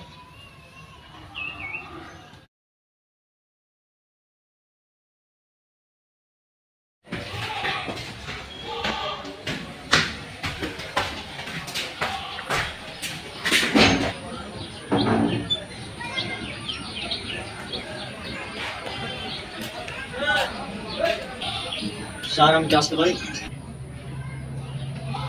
হ্যাঁ আসেন ভাই। স্যার আমি কি হ্যাঁ বসেন বসেন। চেয়ারে বসেন। তো আমি শুনলাম নাকি আপনাদের এখানে জব। হ্যাঁ জব হবে। আপনাকে কি মাইন্ডে পাঠাচ্ছে নাকি? হ্যাঁ মাহিন আমার কাছে ছোট হয় আর কি। ও আচ্ছা হ্যাঁ আমাকে ফোন দিয়েছিল। আচ্ছা তো আমাদের এখানে আপনার কাজ করতে পারবেন তো নাকি? হ্যাঁ পারবো, সমস্যা নেই। আপনাদের প্রোডাক্টগুলো বলেন কি প্রোডাক্ট করেন আপনাকে প্রতি কিছু কিছু লাগছে অবশ্য। এখন ধরেন আমাদের সিগারেটের একটা মানে প্রোডাক্ট আছে, মানে বিভিন্ন সিগারেটের ওগুলো রেটে দিতে হয়। আর একটা প্রোডাক্ট হচ্ছে আপনার যে বিভিন্ন আরসি আর কি, এই যে কোকা কোলা ধরেন ঠান্ডা ঠান্ডা এসে আমি অনেকগুলো আছে আইটেম আছে। তারপরে ধরেন ওর সাথে থাকবে আপনার পেপসোডেন্ট, আরও বিভিন্ন ধরেন এই জাতীয় জিনিসপত্র আছে, মানে এগুলো আপনাকে ইয়া দিতে হবে, ডেলিভারি দিতে হবে আর কি। আচ্ছা আর কি?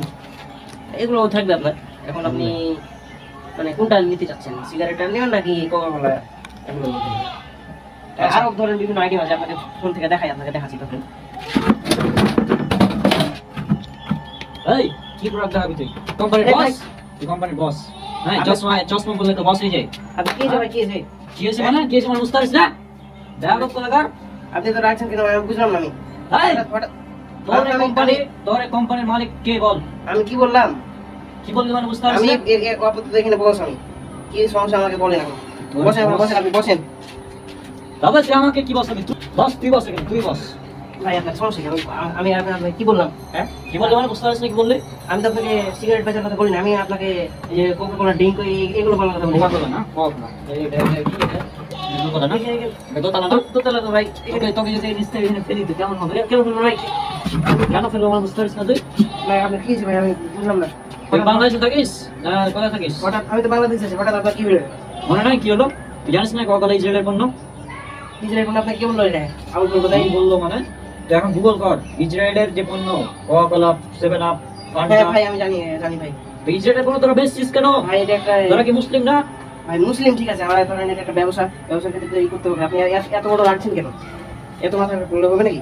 মাথা খারাপ হয়ে তোর তোর টেবিল তো বেশি ভাই। কিন্তু তোকেও ভাই আপনি শোন তোকে এখন আমি এখানে জবাই করবো, জবাই করে ওই রক্তগুলা তোর বোতলে প্যাকেট জাত করবো, দাদা আমি আমি আমি আমি কিন্তু পুলিশে ফোন করব। পুলিশে ফোন দিবি? পুলিশ কেন? তোর 14 গোষ্ঠী গালি আয় সবার জন্য ফেলে ফেলে দেবো আমি আজ। ভাই ছাড়েন, আপনি ভালো ছাড়েন, আপনি করবেন না তো, চাকরি করবেন না, ঠিক আছে? ভালো করে বললেই যাও ভাই। চাকরি কি তোর কোম্পানিকে আমি ধ্বংস করে দেবো একদম। কোকা কোলা ইসরায়েলের পণ্য হয়েছিস, হ্যাঁ? ভাই আমি চলেন। তাই কোথায় যাবো? তুই বস এখানে বস। এখানে আসেন, এখানে আসেন। কোনো কথা হবে না, আগে আমার কথা জবাব দে। তোরা ইসরায়েলের পণ্য কাছে বন্ধ করবি কিনা বল। বন্ধ করবো, আপনি ভালো করে বসেন, বসেন। আপনার সাথে বসে কথা বলতে হবে, শুনুন। আসেন, ঠিক আছে? ঠিক আছে। বসেন, বসেন। বসেন, আপনি বসেন। যা বসে কি করবি? বসেন, আপনি বসেন। এখন একটা স্প্রাইট নিয়ে তো ফ্রি থেকে ঠান্ডা ঠান্ডা। কি আসবে? ঠান্ডা আপনার স্প্রাইট না স্প্রাইট। ভাই। এর বুঝলি? হ্যাঁ ওই হচ্ছে সিগারেট বিক্রি করে, ঠিক আছে? সিগারেট দাম সবাই বিক্রি করে, সবাই বিক্রি করে, কিন্তু এই ইসরায়েলের পণ্য কোকা কোলা এগুলো বিক্রি করে না। ওরা আমাকে দিয়ে বিক্রি করবে। আমি তো আমি জানতাম ওখানে না, যাবো। আমি তো জানতাম না। আমি এখন ওর নাম্বার ব্লকে দেবো। আবে আর নাম্বার ব্লক কি করবি? আর আগে হ্যাঁ, ওর কোম্পানি বন্ধ কোম্পানি করতে বন্ধ হবে। করবো। আর কোম্পানি বন্ধ না করলে তোকে এখানে পুঁতে ফেলে দেবো। আমি কোম্পানি বন্ধ করার ব্যবস্থা করছি। এই নাম্বার ব্লকে দিতেছি। ওকে। আর কোম্পানিও ইনশাল্লাহ কোম্পানি তো বন্ধ হবে, বন্ধ করে দেবো। তবে তার আগে তুই যে আমাকে আমার মেজাজ খারাপ হয়েছিল তার উপরে তুই আমাকে তোর আমি তো তোমার ভালো লেগে করে করেছিলাম। আমি কালকের মধ্যে সব উঠিয়ে নেবো। কালকে মধ্যে উঠাবি, তবে তোকে আমি আজকের মধ্যে হাসপাতালে পাঠার ব্যবস্থা করছি। যে মা কি মাহিন তো পারলে আলো ভাই, তুই না তুই ফোন কি চুরি করে কিনেছিলি না? তো এই যে চুরি করে কিনেছিলি? চুরি করে স্বাভাবিক একটা কাজ। স্বাভাবিক, তুই এখানে তুই এখানে এখানে কথা আছে। চুরি করে ফোন কিনেছিলি না? চুরি করে ফোন কিনেছিলি না? স্বাভাবিক বিষয়, স্বাভাবিক বিষয়। লে এখন ফোন মুখে ফোন চুরি করে কিনিস না? স্বাভাবিক একটা বিষয়। চুরি করা নাকি স্বাভাবিক? তো চুরি করা ভাই, চুরি করা স্বাভাবিক বিষয় না। চুরি চুরি করিস, চুরি করে ফোন কিনিস, বেয়াদব কোথাকার। চুরি করে ফোন কিনে আনা, এদের কারণে মেজাজ খারাপ হয়ে যায়। রনককে দিয়ে এখন কিছু করার নাই, রনককে দিয়ে তো খুব বিপদে পড়ে গেলাম। কি যে করবো, কি করবো, তাই তো। আরে রাবিত, কি খবর? কোনটা যাবে? কোনটা যাবে? ওই দাঁড়া দাঁড়া, যায় না, ওই কিন্তু হেভি রেগে আছে, মারিয়ে দিবি বুঝলে কি? আমি আগে মোসাফির ভাইকে ফোন দিই।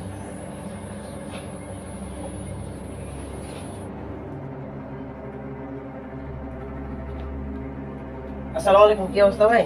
ওয়ালাইকুম আসসালাম রহমতুল্লাহ। মাহিন, কি খবর বলো? এই তো ভালো আছি আলহামদুলিল্লাহ, আপনি কেমন আছেন? আমি আছি আলহামদুলিল্লাহ। ও কথা হলো, রনক এলাকা তো খুব বিপদে আছে আমরা। কেন, রনক আবার কি করবো বল তো বিষয়টা? ওই তো আপনার প্রচুর মাথা গরম করছে আর সবার সাথে খারাপ ব্যবহার করছে, মানে যাকে পাইছে তাকে মারতে লাগছে আর কি। তো এটার একটা ব্যবস্থা করতে তো আপনাকে। কখন? আচ্ছা আমি আসবো, দেখি কখন আসতে হবে নাকি? আসেন তাহলে, চলে আসেন, এখন টাইম হবে। আচ্ছা আমি এখনই আসছি, আমি বেরোচ্ছি, আমি আসছি। আচ্ছা তুমি দেখো আবার ওটা পাল্টা কোনো কাজ না করে, আমি আসছি, ঠিক আছে? আচ্ছা আচ্ছা, আসসালামু আলাইকুম। রাবিত কোনটা গেল? তুই শেষ করে দেবে, যাই ওখানে যাই।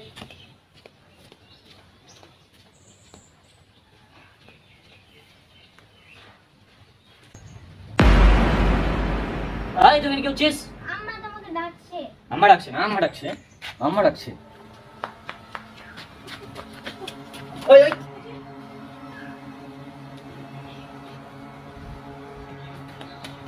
ওই রনক ছেড়ে দাও। আমার অ্যাংরি রিঅ্যাক্ট করার ব্যাপারে যদি কিছু বলতে হয় তাহলে আমি এবার কিছু বলি। হ্যাঁ, এখানে আমি কয়েকটা হাদিস তোমাকে বলি তাহলে, হ্যাঁ, তোমার বিষয়টা একদম ক্লিয়ার হবে। ওয়েট,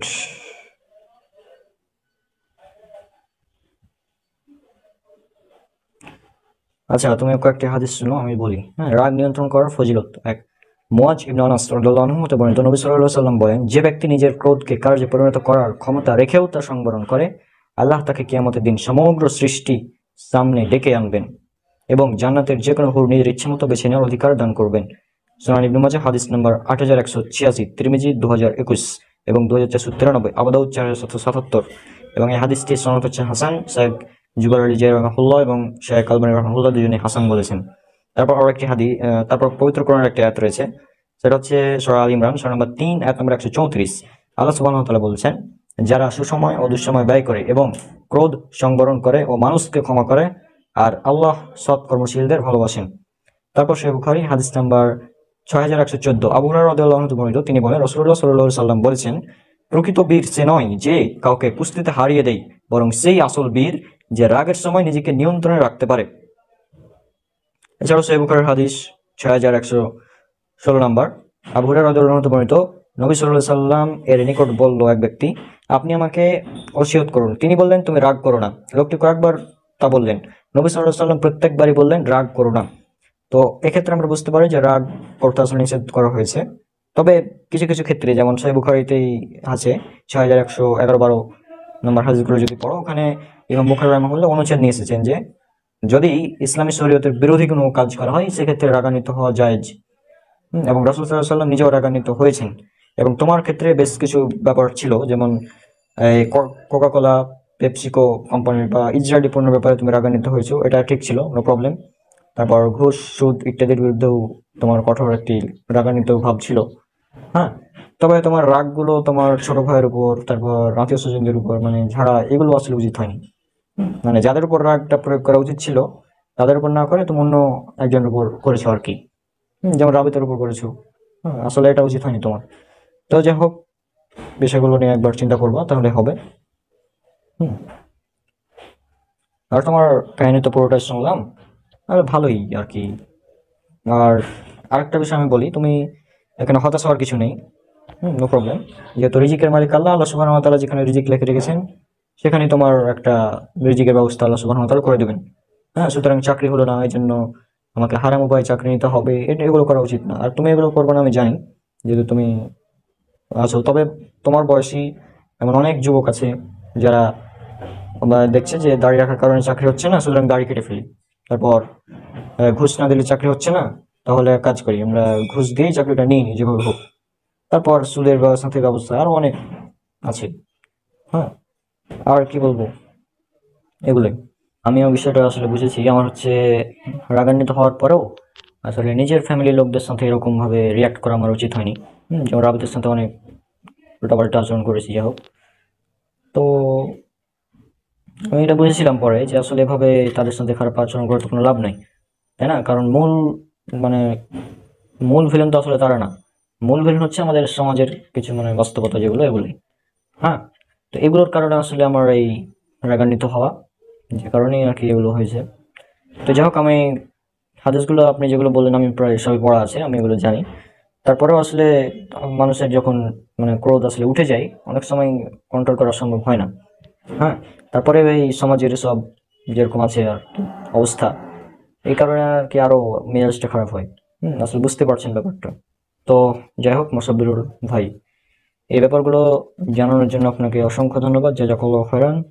আল্লাহ আমাকে এবং আপনাকে দিনের জন্য কবুল করুন। আর তোমার সাথে অন্যায় করা হয়েছে যে ব্যাপারটা, সেটা হচ্ছে যে তোমার সাথে বিয়ে হওয়ার কথা ছিল যে মেয়ের, সেটা একদম ক্যান্সেল করে দেওয়া হলো। কি কারণে? কারণ তোমার হচ্ছে যে চাকরি হয়নি, এই জন্য।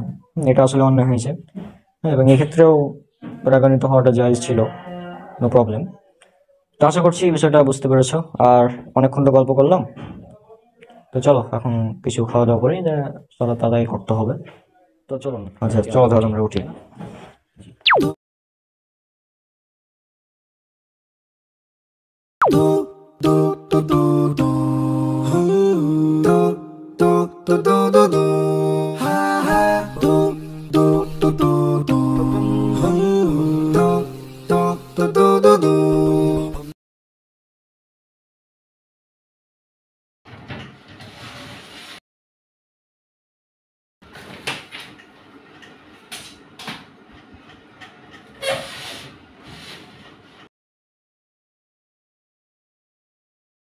ভাইয়া, ফাইল নিয়ে কোথায় যাচ্ছ? ফাইল নিয়ে আসলে আমি একটা চাকরি ইন্টারভিউতে যাচ্ছি। কেন নাকি? হ্যাঁ, তুমি যে আমার সামনে সব সার্টিফিকেট পুড়িয়ে দিয়েছিলে না? আরে পাগল, আমি কি পাগল নাকি? আরে সার্টিফিকেট যেগুলো পুরালছিলাম ওগুলো সব ফটোকপি ছিল, আর এটা হচ্ছে অরিজিনাল কপি, বুঝছো? এত বড় ধোকা।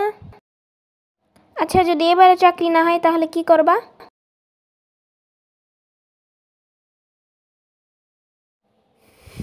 Then angry bird will return.